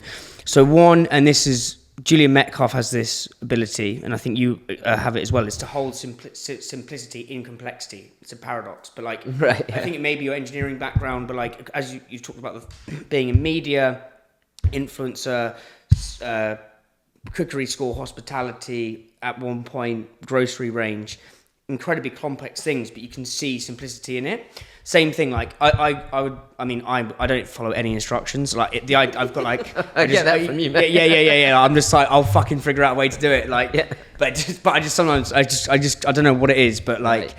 I could, even as a kid, I couldn't follow any instructions. I was like, I'll just do it my own way. But I think there's a real go-getter discipline in what you've just done there, and I think it will help a lot of people. Mm-hmm. In terms of just rolling your sleeves up and getting it done. Yeah. But then I also see this ability, and then so there's 2 things I'm picking up there, but then also this ability to go and get deals done, because you got given, linking this back to making as much money as you can with spending as little money as you can. Yeah. When you were going and you weren't scared of the buyers, how did you go and get a deal where, I would love to know how you structured that in terms of this, we'll offer you this, but we need these asks. How do we win? How do you win? Yeah, that's much harder. Yeah, it's much harder with grocery buyers. Yep. And especially the big ones, because really, I think it's the only time in business I've ever felt sort of held over a barrel. Sure. Like you can't on the one hand, like no matter where we were in the space, and I do think this is kind of almost like an industry norm that shouldn't be a norm. Contracting isn't really a thing into the very last second. As in getting the contract on the right, going. We wouldn't get from the buyers or grocery we wouldn't get a written contract until an order comes through, really. Yeah. Of course you've got all the formal setup of being a supplier and all of that, sure. But that doesn't really mean anything until you've made that first sale, right? Mm-hmm.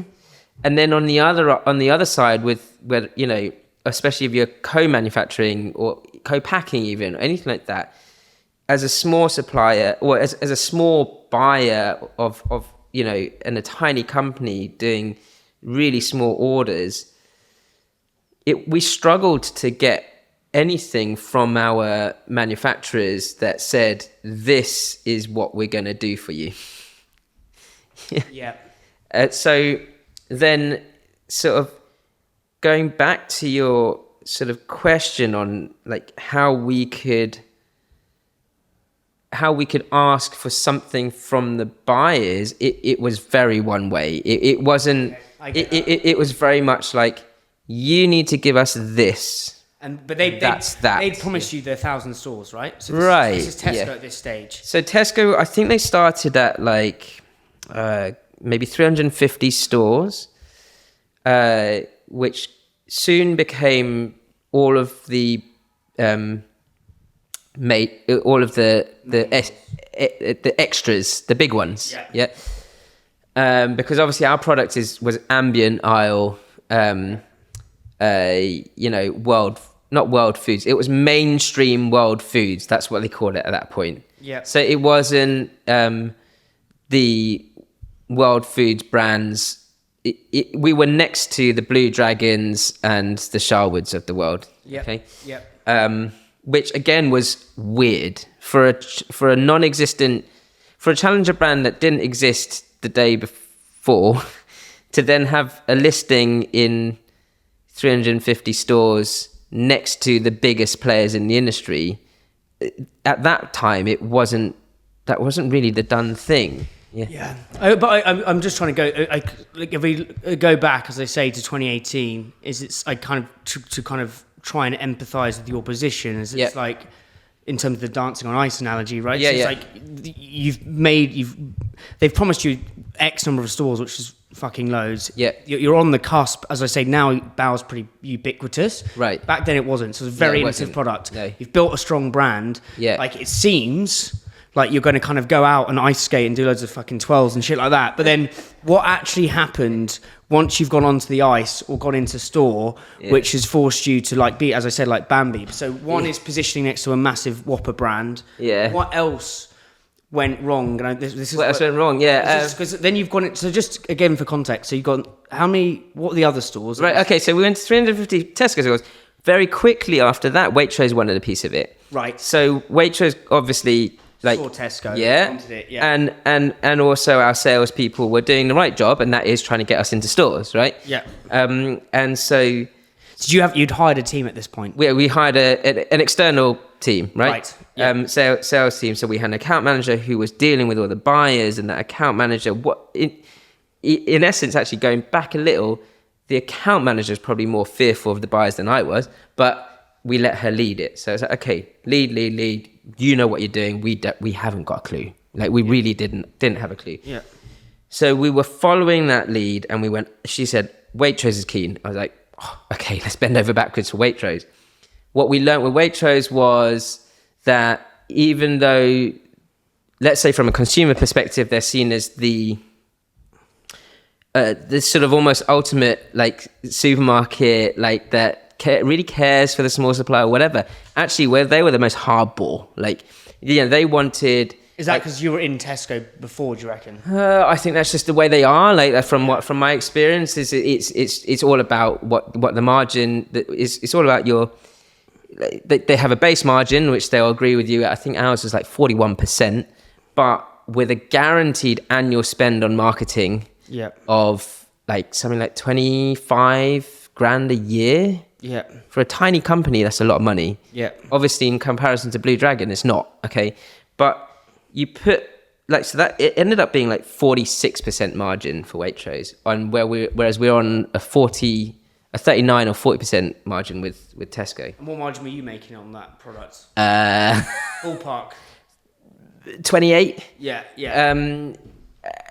Outside of Media spend. Yeah, and outside of discounted times. Yeah, so I forget what they're called. Yeah. So was that? Yeah, so 4 times a year you have to discount your product. That's what no one talks about as well. So there's 4 times a year you have to discount your product, but margin maintain the sale to the supermarket. Yeah. So that 40% or 46% you still have to give. Yeah. To the supermarket. And then to actually make that promo work. So if I actually look at the our 28% margin, but then spread it across the year with our 4 times a year in every single multiple, so that's 12 times a year in 3 multiples. Yeah. 12 times a year. And that's not even including your fucking spend on to drive people to store. So all your social media, your promos, your gondola ends, all that shit. It's like the mind boggles as to how anyone even wants to go into the space. Like, also, the other thing on this is like the cost of business, the cost of businesses increases so say you make 40% in year 1, right? Yeah. Your Waitrose's new shiny toy. Yes. They'll be like, oh, we'll give you a gondola end, we'll give you this space, we'll give you a front of store. Gets to year 2, okay, we'll give you a little bit less, we want a bit more money out of you. Year 5, it's like you're not a challenger brand anymore. Like, no, you got to fucking pay to play. But interesting, so between the 3, so we had Sainsbury's, Waitrose, Tesco. Yeah. We had, in total, by end of year 1 of sales, we had 1,200 stores. Big distribution. Everyone was asking us, how the hell did you do that? That's wild. Yeah. I want to be there. And we were going, shit, why are we here? Yeah. Like, what have we done to ourselves? It's a poison chalice, isn't it, really? Yeah. Like, it's... It really was. For us, it was. Yeah. Because we were losing the best part of 100 grand a year, easily. Like, and was that on the marketing, or was that on the cost of... total cost. But maybe more than that, probably more like closer to 150k a year. For 3 years, we were on the shelves. And we struggled. We really struggled, not just professionally, but mentally. It was exhausting. And I would say that actually, until very recently, between myself and my business partner, Nev, we were so exhausted by itself, like ourselves, we're exhausted by ourselves and each other having to go through that process. But the beauty, like coming back to, I think one of your questions was like, how did we start to get into those and get that distribution, was Max is honestly like one of the most pragmatic, calm, patient people I know, and so eloquent with the way that he describes business and his experience within this world, this grocery world. And he's sort of handheld us all the way through, although not necessarily being like involved in the day-to-day. And that helped us to get the distribution. It helped us to do all the things that we'd had set out to do as business partners to sort of try and grow this potential opportunity. And we did do that. So in some ways we did succeed, but from a financial perspective and an operational perspective, we didn't. I don't know if that makes sense at all, but it was like this patience. What I'm trying to say, I think, is what I've learned from it is that between myself and my business partners, like what we've all gathered from it is that we're all still business partners today, and we've learned to be incredibly patient with each other because you have to be. There's no other way forwards, especially if you're a challenger brand in what is highly, highly competitive space, owned for the most part by companies, conglomerates who have billions to spend. Yeah. It's interesting because it's groceries. A lot of brands are built in grocery. I just think I've done so many of these podcasts, right? I think it's one of those things that it's both wrong and right. I believe some things can be both right and wrong. So, for example, don't give up, right? Yeah, can be right. So don't give up. If you're actually really close to the thing you want to do, don't fucking give up. But if I'm 5'6", I should give up trying to be a basketball player or a swimmer. Like, it just ain't gonna happen, son. Sometimes you need to have a bit of, puddles of pragmatism here. And I think with grocery, it's kind of the same. It's like, you absolutely need grocery to build a huge brand. So many people have said that to me on the podcast. Right. Like, brands are built with grocery partners.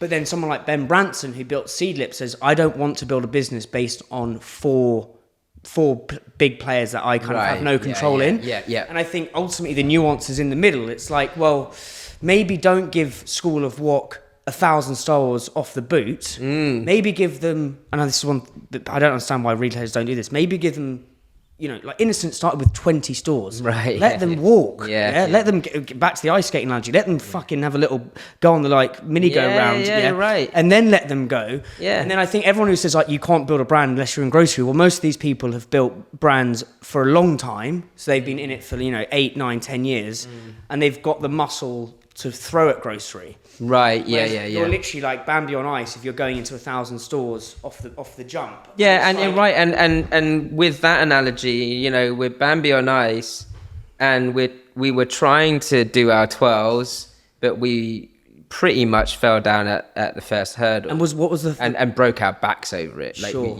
and that was. So was it the rate of sale that wasn't working, or was it your stress levels, or Every part of it wasn't working. By the end of it, and of course, like COVID hit in 2020. Interestingly, what was really fascinating was what the Tesco buyers thought our stir fry kits would go through the roof. They barely even started, so we took the stir fry kits off the market, and the only product that stayed on the market for those 3 years was the bao bun kit. We then brought out the make your own gyoza kit. This is like really niche stuff in mainstream supermarkets that at one point were selling naturally 3 units per shop per week in the first 6 months of business. And I was like, oh, that's interesting. That's showing, there's something here showing some promise. Of course, then Itsu brought out the ready-made baos.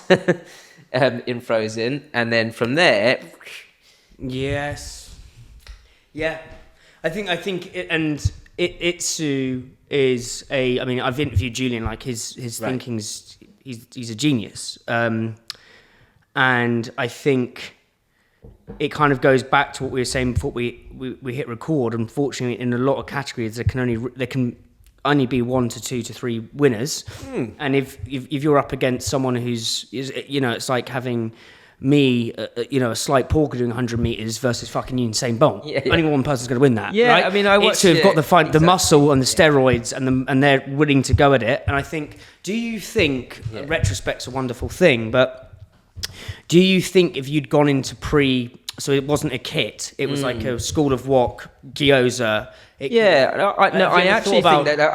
actually think that with School of Wok, the only real place in grocery is ingredients, like actual ingredients, because you got to look at what our brand does and what our ethos of the brand is. Yeah. It's learn, laugh, eat. Yeah. And the learn is number one because it's School of Wok. Yeah. And it's educational. So the educational side of School of Wok, I believe, needs to be at the heart of what we do, whatever happens. I love that's really bold what you've said there, because a lot of people say link to your values, right? But actually sticking to them, and also retrospect's a wonderful thing, but it's like it has to link into what you're trying. We were trying to do that with the kits. Yeah, that's why the kit makes sense. But the kits were almost too niche within the supermarket world. Meal kits, you look at the ones that have succeeded, Spice Tailor being probably the number one. They did incredibly well, and they got out at the right time.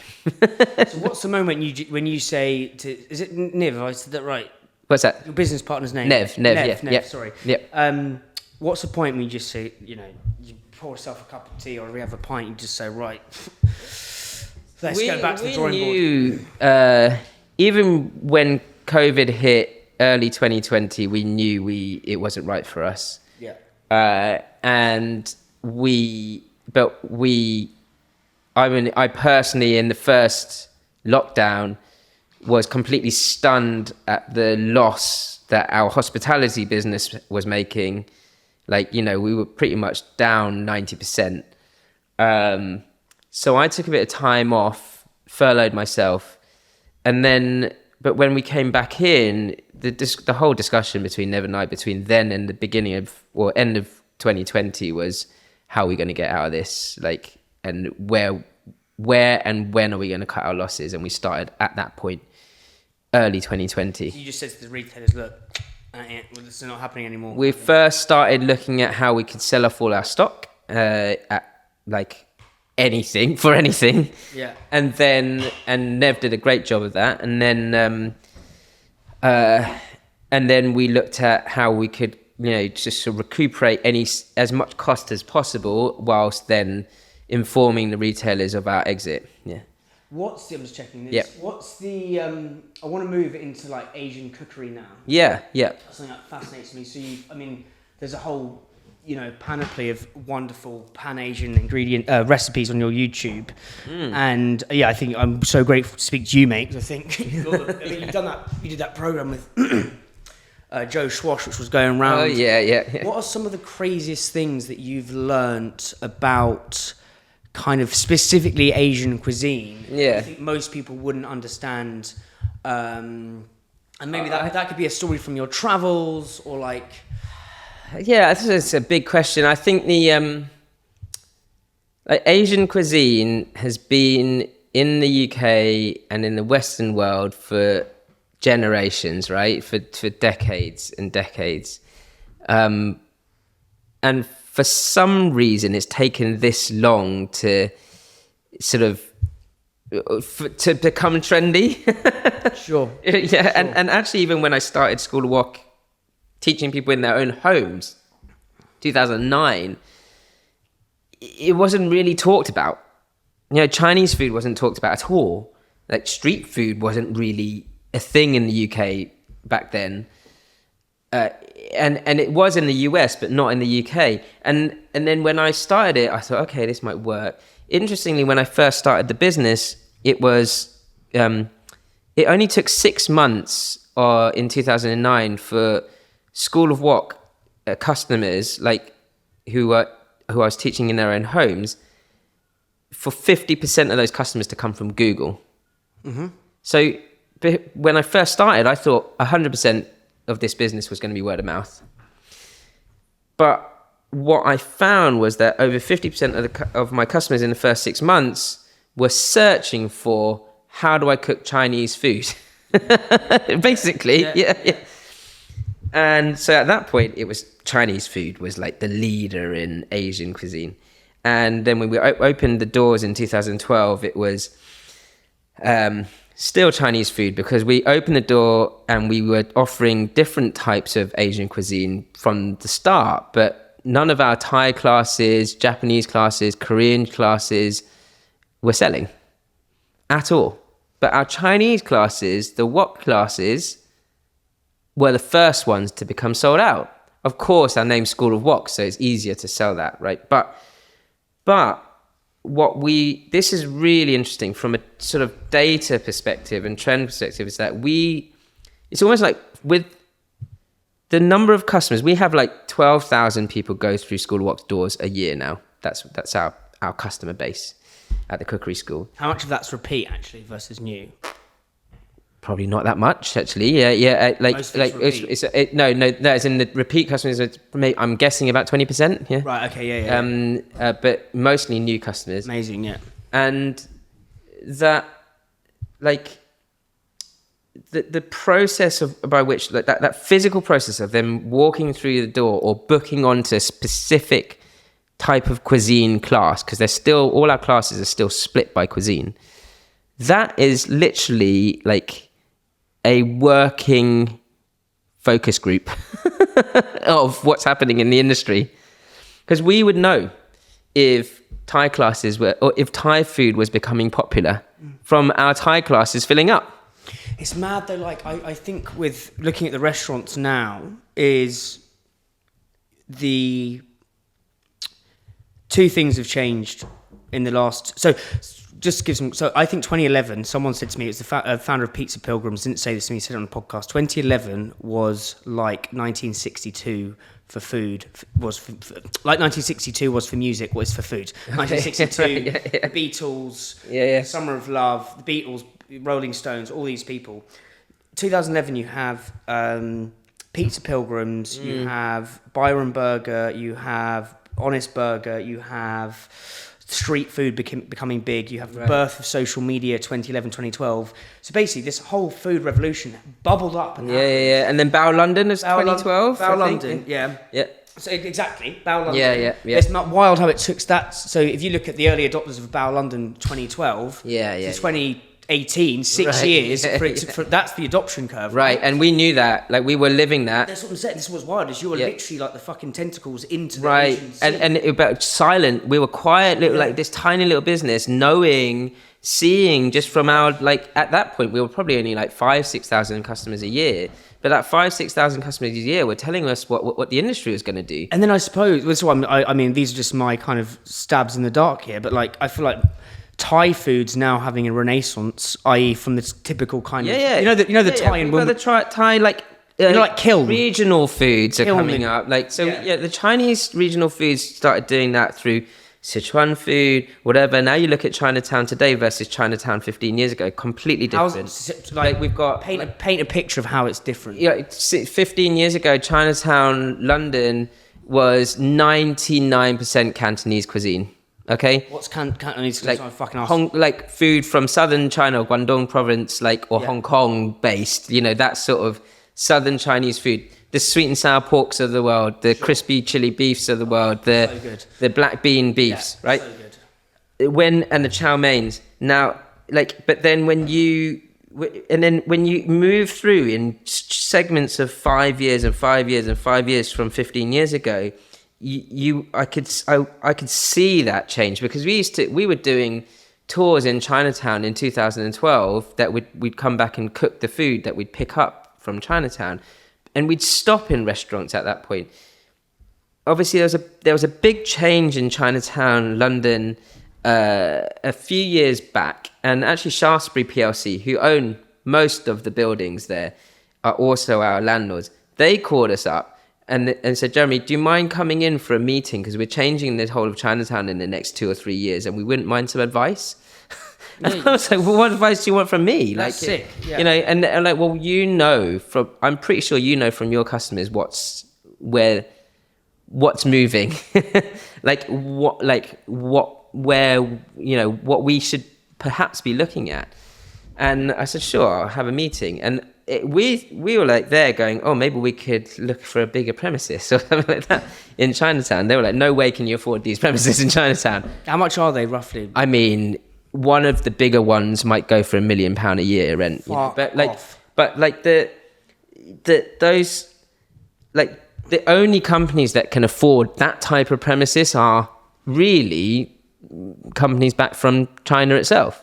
You know, so the big mainland Chinese. What are the big ones in China? Because I've been to Dumpling Legends, like Haidi Lao or Jin Lee, those restaurants are big restaurant groups come from China. Interesting. Okay, so of course they then offer more regional cuisines. Are they like a sort of like a Nando's or Chinese? That sounds really. Yeah, I mean you're talking like literally like some of them might be like 800, 900 restaurants strong.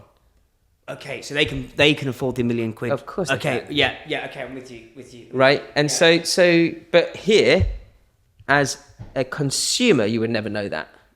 Yeah, you'd think that's just a completely new Chinese restaurant. Yeah, that's why it's genius. Yeah. So they have those, but of course, then they have the pockets of little independents that they might then do a deal with and give them a space to like create this sort of almost gentrified Chinatown, which is what we have today. You know, you can go to Chinatown now. You can pick up a jembing, like a Taiwanese pancake or on the street, you know, and even the bakeries are much more modern. Or you go down Lao Street and you've suddenly got like Beijing food. You've got Speedboat Bar in Chinatown. My best mate knows Lukey Farrell very right, well. Yeah, because I mean that the food there is just fucking extraordinary. I mean, it blew my arsehole to smithereens because it's just like, it's so spicy. Right. But Same. But it's wonderfully delicious. But the finding of that is interesting because we're living and breathing that, and we're going, oh, our customers know this food because they're going to these particular restaurants, and then they're coming to us to learn how to perhaps mimic that at home or make it even better or or more healthy or whatever it might be. It's why, like, you literally have fingers in the Asian zeitgeist. In London, in the UK, what is the difference between, like, pretend I'm like a 3-year-old, right, which I am sometimes, but like, say I'm a 3-year-old, like, what's the difference between the approach to cooking in, say, Korean, Thai, Chinese or Cantonese, and Korean? Like, what's the similarities and differences? First off, I think there's a lot of influence between all of them. So from one culture to another, there's a huge amount of influence, and that is the same. I think the same applies to all food. But what would you say? Right? So for example, in obviously the Chinese culture being the biggest population out of all of them, and let's say from even like emperor times in China, there was always this sort of thing of like, we're going to conquer the world, and therefore travel is part of that. So they're going to move around, and they'll take what they know around with them. And obviously with Chinese culture, it's predominantly the technique of cooking is stir frying or doing something with a wok, and that might make up like 70-80% of the way someone cooks at home, for sure. But then, and that wok or that stir fry will translate into Korean, Japanese, Southeast Asian cuisine. Even if in Thailand, quite often a pad thai isn't cooked in a wok, it might be cooked more in a frying pan or a chef's pan or a flat, like a sort of flat pan. It's still being stir fried in exactly the same way as you would like be in a wok. You're moving it around and you're using this high heat, and so that translates to all of them. But then deep frying, for example, that was apparently invented in the US. So that sort of deep frying in oil, like in vats of oil, would have at some point in history moved over to Asia. And so, but it's a significant part of all of the Asian cuisines, deep fry. That's like that story is similar to Freya was telling me about that from Fix 8, who does the kombucha brand. Yep. So kombucha started in China. She kind of got into it when she was at uni working in China. Went to the US blowed it up, then went back to China. And that's why someone said to me once, the world is a village, but it fucking is. It happens all the time. And it's not just happened in the modern world, it's happened in all of our history. Silk Road, exactly. Yeah. And you look at the spice trade, right? Yeah. And so you go, okay, you might be in Macau, where it's very prominent that there's Portuguese influence in Macanese food. Sorry, Macau. Macau is right next, on the headland, right next to Hong Kong. But attached to China. Portuguese. So the Portuguese travelled through Asia, through Hong Kong, got to Macau, stopped there, and then tried to invade China from. Apparently there's. So I asked this as morbidly embarrassing on a tuk-tuk tour around Lisbon. Right. And basically, because I'd read somewhere that the Portuguese had a lot of influence in Japan. Right. And I thought, origato. Mm-hmm. So thank you, and obrigado. I thought that was the thing, and the guy was like, "You're an idiot." But apparently, the one word that there's a lot of words you can go online of Portuguese influence that have gone into Japanese cuisine, and tempura is one. So tempura is actually apparently a Portuguese word, or tempera, or some shit like that. Okay, maybe deep fried, which has then gone over to. But if you go on Google, I wasn't going to pronounce them. I'm not going to do it now. But there's a list of words that Portuguese has influenced on Japanese. Yeah, well, there's no coincidence that a Japanese souffle cheesecake looks like a baked French or like European cheesecake, right? those influences are literally from one culture back to the other and back again. Like in Hong Kong, like people don't realize that I wrote, a whole book on Hong Kong, and that Hong Kong diner sort of experience is like predominantly influenced from the West to Hong Kong people and chefs. So like after the Second World War in the 1950s, it was like there was a lot more Westerners in Hong Kong than there were before.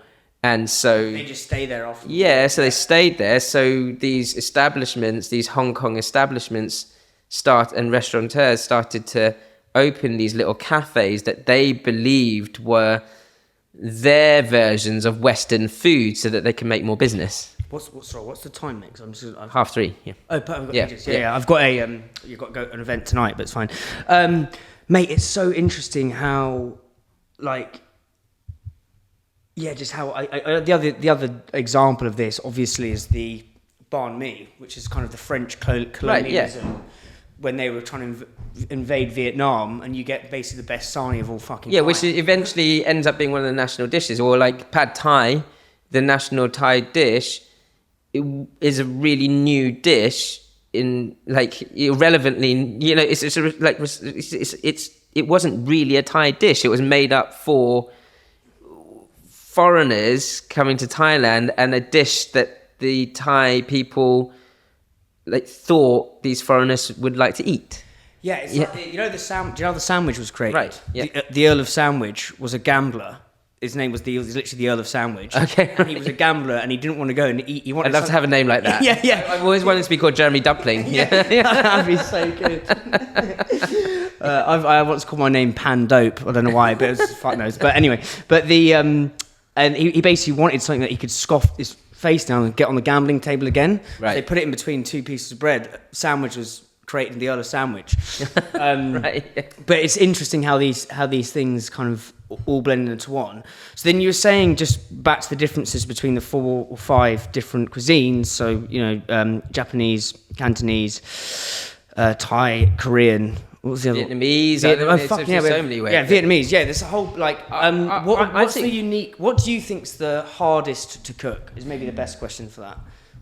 I'm a bit like the chef from Ratatouille in this sense that nothing should be hard to cook. Okay. Yeah. And that if you know how to eat, you know how to cook. What's the art to eating well? Understanding balance of flavour.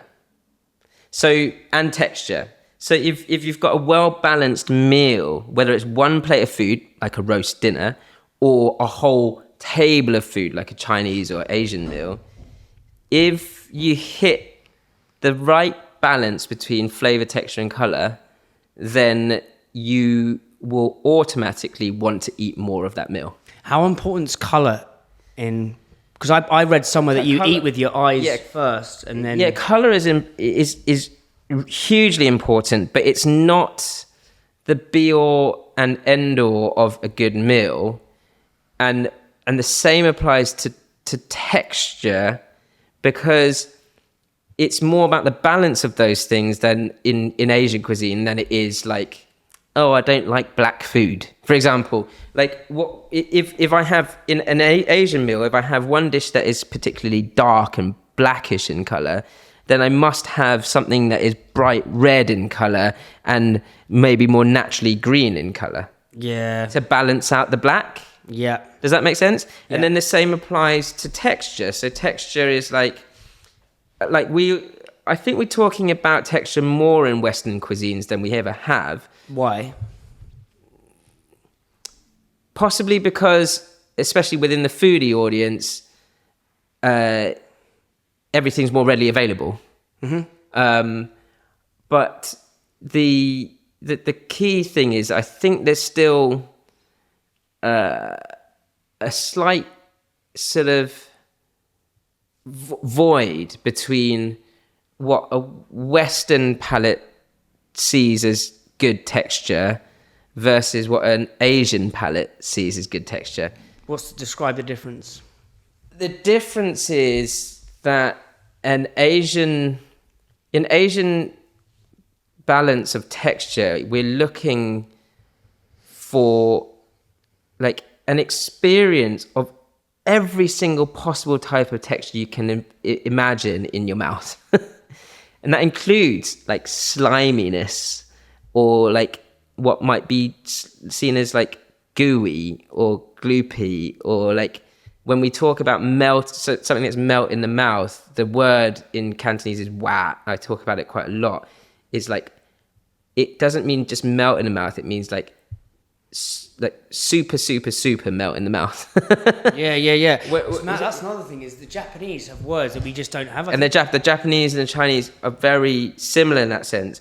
I would say that the Japanese are better at marketing their food words than Chinese are. Yes. But what are some words in those languages that you've learned that, like, because I remember, I think there was one word, they've got a word which means walking through a field of flowers in a woods as the sun's rising. They've got a fucking word for that. So Camilla from Rude Health lived in Japan. And we were talking about this. We were saying that, there's the English language is actually quite limited with how many words we can use to describe what we're feeling. Yep. And obviously there's other languages like Japan that have more words to pick at. What are some of the craziest words in those languages? In Chinese it's much more literal. Okay. So it's not as like abstract as that. Japanese is quite abstract. I would say the Japanese are quite abstract with that. I think, which is why I think they're better at marketing. Yeah. Because the creativity's there around just these descriptive words. Within Chinese, explanations or descriptions are very literal. So as I was saying, like that word "wa" is like, it really is like, this is so melt in the mouth, but literally, so that's what it means. You describe "wa," so is that why it's called "wagyu"? Or was that no, that's Japanese. That's Japanese. Oh, sorry.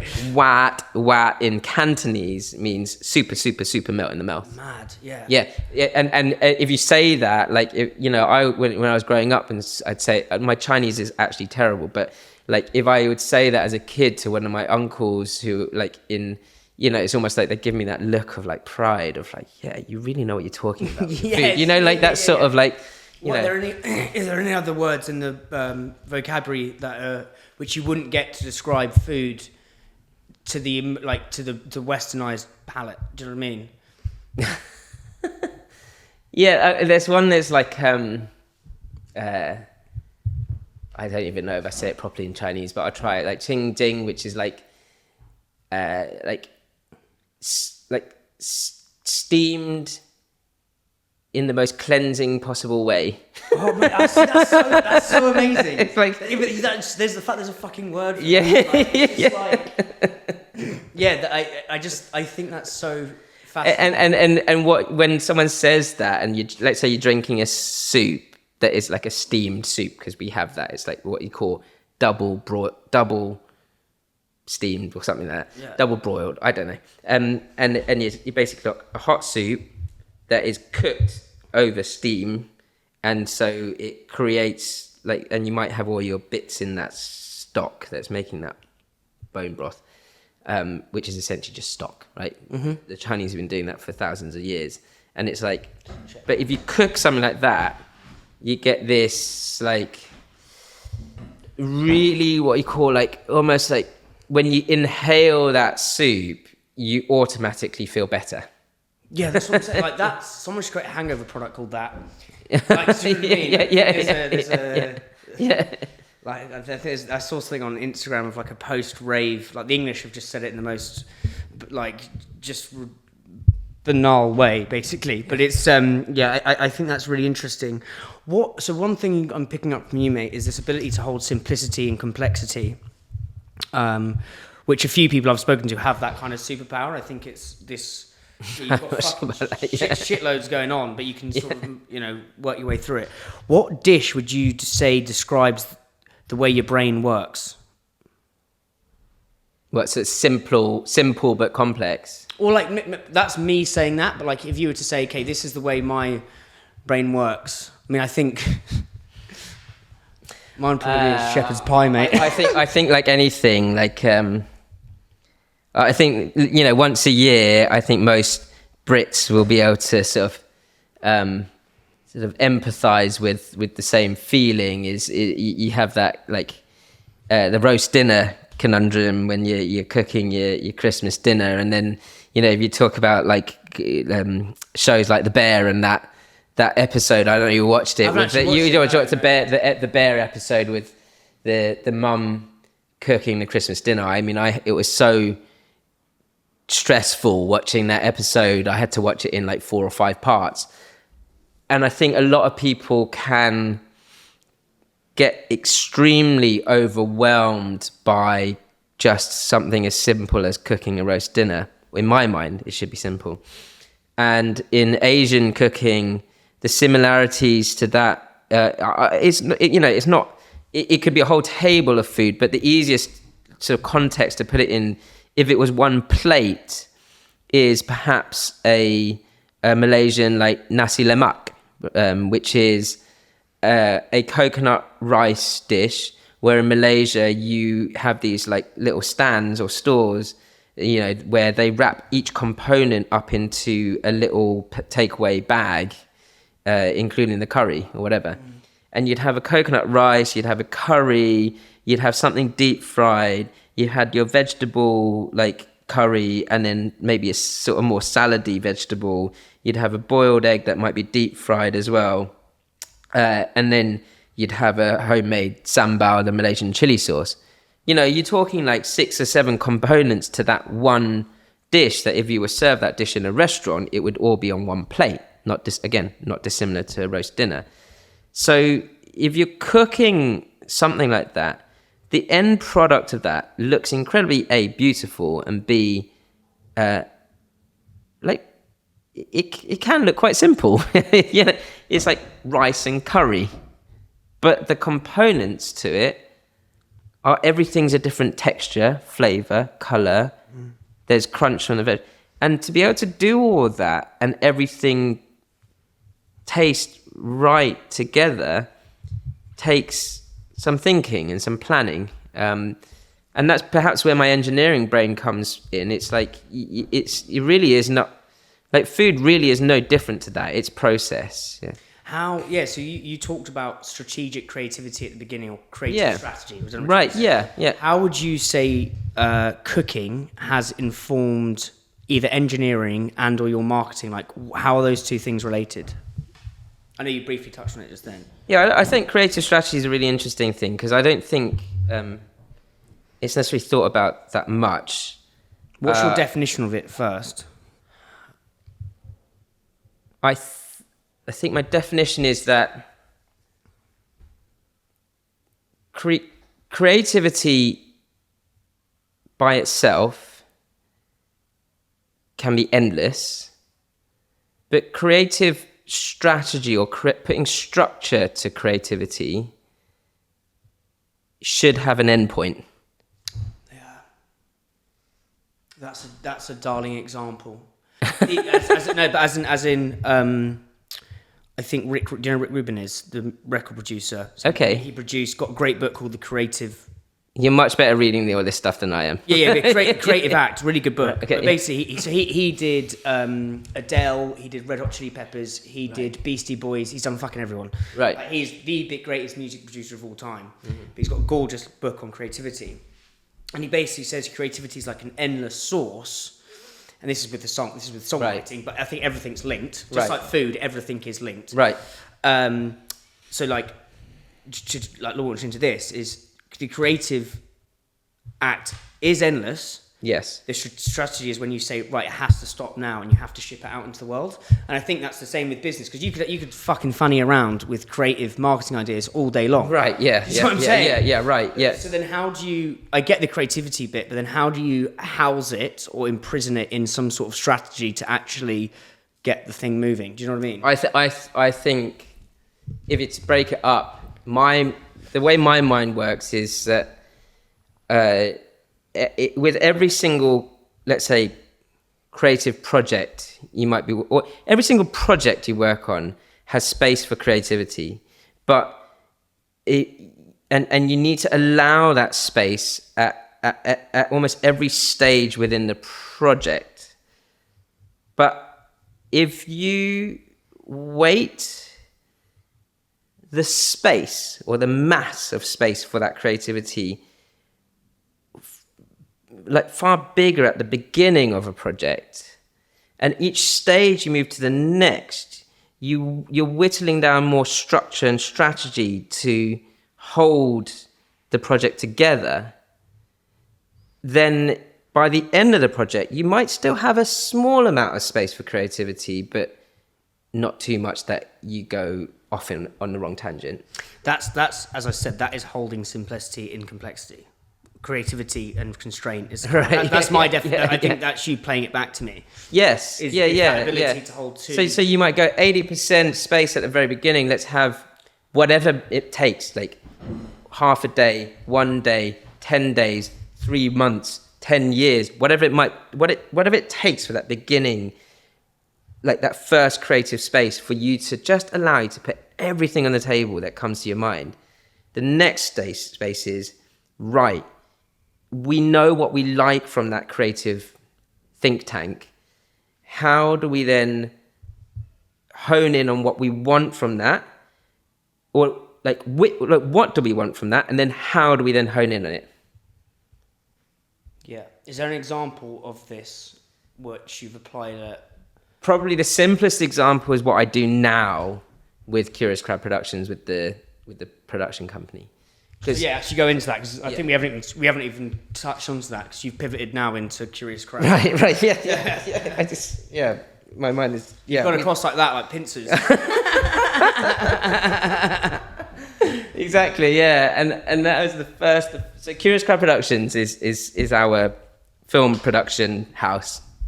We're specialist in food, drink, and travel brands. So, and primarily back sort of middle of 2020, we launched it, and it's been running for 4 years, of which I'd say we've had 2 years of solid business outside of COVID. And we launched Curious Crab Productions off the back of the School of Wok YouTube success, mainly because when we were in the grocery world with School of Wok, a lot of our friends in the industry, challenger brands, like the Curators, Capsicana, done very well, Odd Pods, not sure if you know them, but they're in Sainsbury's with kind of free pouring like pouches of like beans and chickpeas and things. Yeah. And then, like here with Delicious Magazine, we started producing video for all these other businesses. And what we do is we essentially produce digital content primarily for these brands.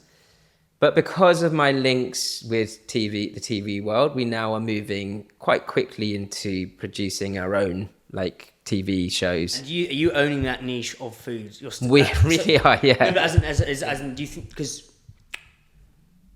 like, I suppose my question for you is, if you've got the kit, like, what's stopping you? And you know how to film stuff. We could film anything, you could go and just get a thing. Why did you not try and go for Adidas? In the last 4 years, we flit in and out of doing little jobs for in other industries, but on the website and even from a day-to-day sales perspective, I literally almost like 100% focus on food, drink, and travel, because the way I see it is that we are experts in food, drink, and travel, and experts in production now. And so when you combine the two, that's a really strong, again, and you've got links, target audience for this business. And we've got links, and the links trust. We've already built that trust over the last 15 years. Yeah. And so with that, going back to the creativity question, each project is bespoke. It doesn't matter how I try to package something up. It won't work in this particular industry, because you might come to me with your own brand, or Capsicana might come to me with what they've got, and they might be working on they're working on a very specific strategy, commercial strategy that they've been discussing internally between, let's say, 10 of them before they sold up, for years. So they understand their brand and their commercial strategy through and through. What they don't necessarily understand is how to visualize that to the consumer. Yeah. And when I say consumer, it's actually not just consumer. We're talking buyers or trade marketing. A lot of our commercial projects are driven by trade marketing before consumer marketing. And that's interesting. That is very interesting. Why the fuck is that? Like, we are not a production, we are not a freelance content creator. We are a production house specialist in food, drink, so and you'll travel. go to, so say, I'm just trying to think of, because I've thought about potentially not, but say with the podcast, I've thought about doing another podcast. Yeah. But then almost having so, what, do you know Jamie Lang from Candy Kit? Yes, yeah. So he's got Jam Pot Productions. Right, yeah. So he's the star of each podcast. Right. Or like he stars on the show. Yeah.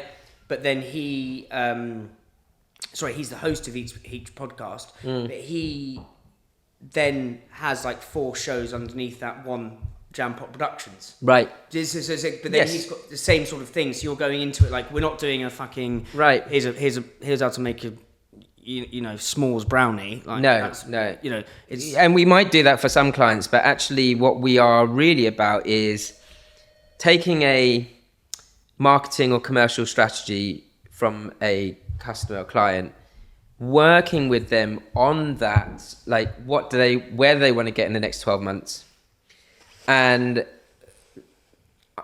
sort of discussing with them how we might approach the creative thinking around bringing that to life through video. And so then we're hitting the creative process of that, the way we approach it is exactly how I described that 80%. So you're actually down. quite further upstream. You're saying you're like, there's to Curious Crab. There's like you're almost like there's an advisory part to the top. Is like, okay, This is how we're gonna. The way I'm using, the only example I can use is like with another podcast, because it's just where my brain, that's my remit. Yeah. So it's like if I was to do a podcast on, say, fucking the Challenger chairman, for example. So we get loads of chairmans of FMCG brands. Yeah. Or like, I don't know, or like the brand bloopers of the week. But that's you're going into it from that level. Right, and exactly. Then you're going, and from an advisory level before we even start to produce anything at all. Okay, I'm with you. Yeah. So, and a lot of brands in that space. Ollie's Snacks are probably one of the first ones that came to us with that sort of funnel in mind. Yeah. So how did Ollie's come into it then? He's a legend. I've got so much time for him. He's an absolute legend. I went travelling with his mate actually in Colombia, which was fucking jokes. Okay. But yeah. Ollie's. I don't remember how they contacted me, whether it's through contact networks or just something like Google. that. Yeah. But they contacted with this in mind, and that was this was 2 years ago. We are relaunching the brand. So they rebranded. They spent a year, the best part of a year, doing the rebrand. Yeah. And then they contacted us and said, we've done this rebrand. We're getting close to the launch of this, and we really want to show off what we've done. Yeah. So we want to show the change and that almost brand redesign, whilst encapsulating like the excitement of Ollie's as a whole. How can we do that? And so my first question was then to them, is it what audience is your priority? And they said, well, first and foremost, it's like making sure that our buyers or potential buyers know what we've done, and then secondly to that, like being able to, or more important, like with that, the reason why that's so important is obviously that's where you're going to get your volume of sales, right? Of course, like the consumer is the end point to that volume, but there's the first point of contact on buying X thousand or X million products is the buyer, right? So that changes my thought process on how video then works, because you go, okay, well, yeah, we could shoot it all on our phones, or we shoot how we shoot, which is on like, some serious equipment. And it's like, because then we know that we're creating like these videos that are usable for certain situations. So if it was on a billboard, you wouldn't be able to necessarily take maybe we're getting closer, but you wouldn't be able to take what we're shooting on iPhone without lighting and all that sort of stuff for a billboard campaign. So you might go, okay, the top level is like TV and billboards, and it filters down into like trade shows, sending a landscape video to a buyer for their email, or being able to put it on your laptop and going in a buyer meeting and going, watch this 45-second video before we talk. All that sort of stuff is different to a 15-second portrait video on your phone. But the way we look at it is like, then what's the most efficient process of being able to do, let's say, a brand lifestyle video that encapsulates the brand as a whole versus 10 to 20 product USP videos that are 15 seconds long that can either be landscape or portrait and move into both social media and on your website for your D2C customers. Yeah. Right. So we look at it that way, and then we go, well, I believe the most efficient way of producing all of these things as one project is this. Yeah. Yeah. And so we go from top down, depending on how in depth the client wants to go, putting social media reel videos at the bottom end of that depth. So through the whole kind of structure, you have kind of brand top strategy, the creative input, and how you're going to turn that into video, how it speaks to trade, how it similarly, if that's the way of saying it, similarly speaks to the consumers. So there's no because I think that's an interesting that's a really interesting link. That is you need it needs to go to the consumer and the buyer in the same way. Ultimately, and then that links into all the different facets. So right, but also still being able to maintain a certain amount of control with your brand, as opposed to user-generated content, which isn't that way. Yeah, sure. So we're not saying don't do user-generated content. What we're saying is that how do we fit everything else into that marketing strategy and mold or funnel, and the creative or strategic creativity, let's say, around that is actually quite key. So like if we wait our half day preliminary briefing meeting of creativity to the very first meeting, interestingly, even before I make a deal with any of our customers, it might take months to make those deals. And during that month of selling the process, I've already done quite a lot of that advisory work. And so the selling process is like this is genuinely how we work and the only way we are capable of creating awesome campaigns, like video campaigns that really sing out the heart of your brand today, is by having these very intricate, detailed meetings about what's important to you guys as the brand owners, and then allowing us the space of creativity to throw that all on the table, but also think about the future. And then with myself, my producer Claire, and my creative team, we then kind of almost bring it back together again and put some structure to it. Does that make sense? So we go. So then after that creative like chit chat of a meeting, and we're asking loads of questions and we're talking about it, and we're going, oh well, what if this sort of can flew in from here and that, and then a rugby ball came in and crushed it for your, Johnny Wilkinson's kombucha brand, whatever it might be. We've had that meeting, and they're like, "Oh no, I don't like the sound of that." And then later, like a week later, we might then storyboard what that discussion has been. It's it's fascinating. I think what you're saying there is having that space for creativity at the top of the funnel, and you can that's where you can see it intricately weaved down, but then putting a doorstop on that and being super strategic and kind of imprisoning the creativity to put it out into the world. Yeah. We're gonna have to wrap this Yeah, up I know, because yeah, I've absolutely fucking loved it, and we need to do a part 2 because there's stuff I don't think I know we've been going for a long time, but we haven't even scratched the surface on some things. But yeah, I've loved that. Looking forward to collaborating with you guys in the autumn, whenever it is. And thank you so much. Hey, it's a pleasure. I've given myself a headache.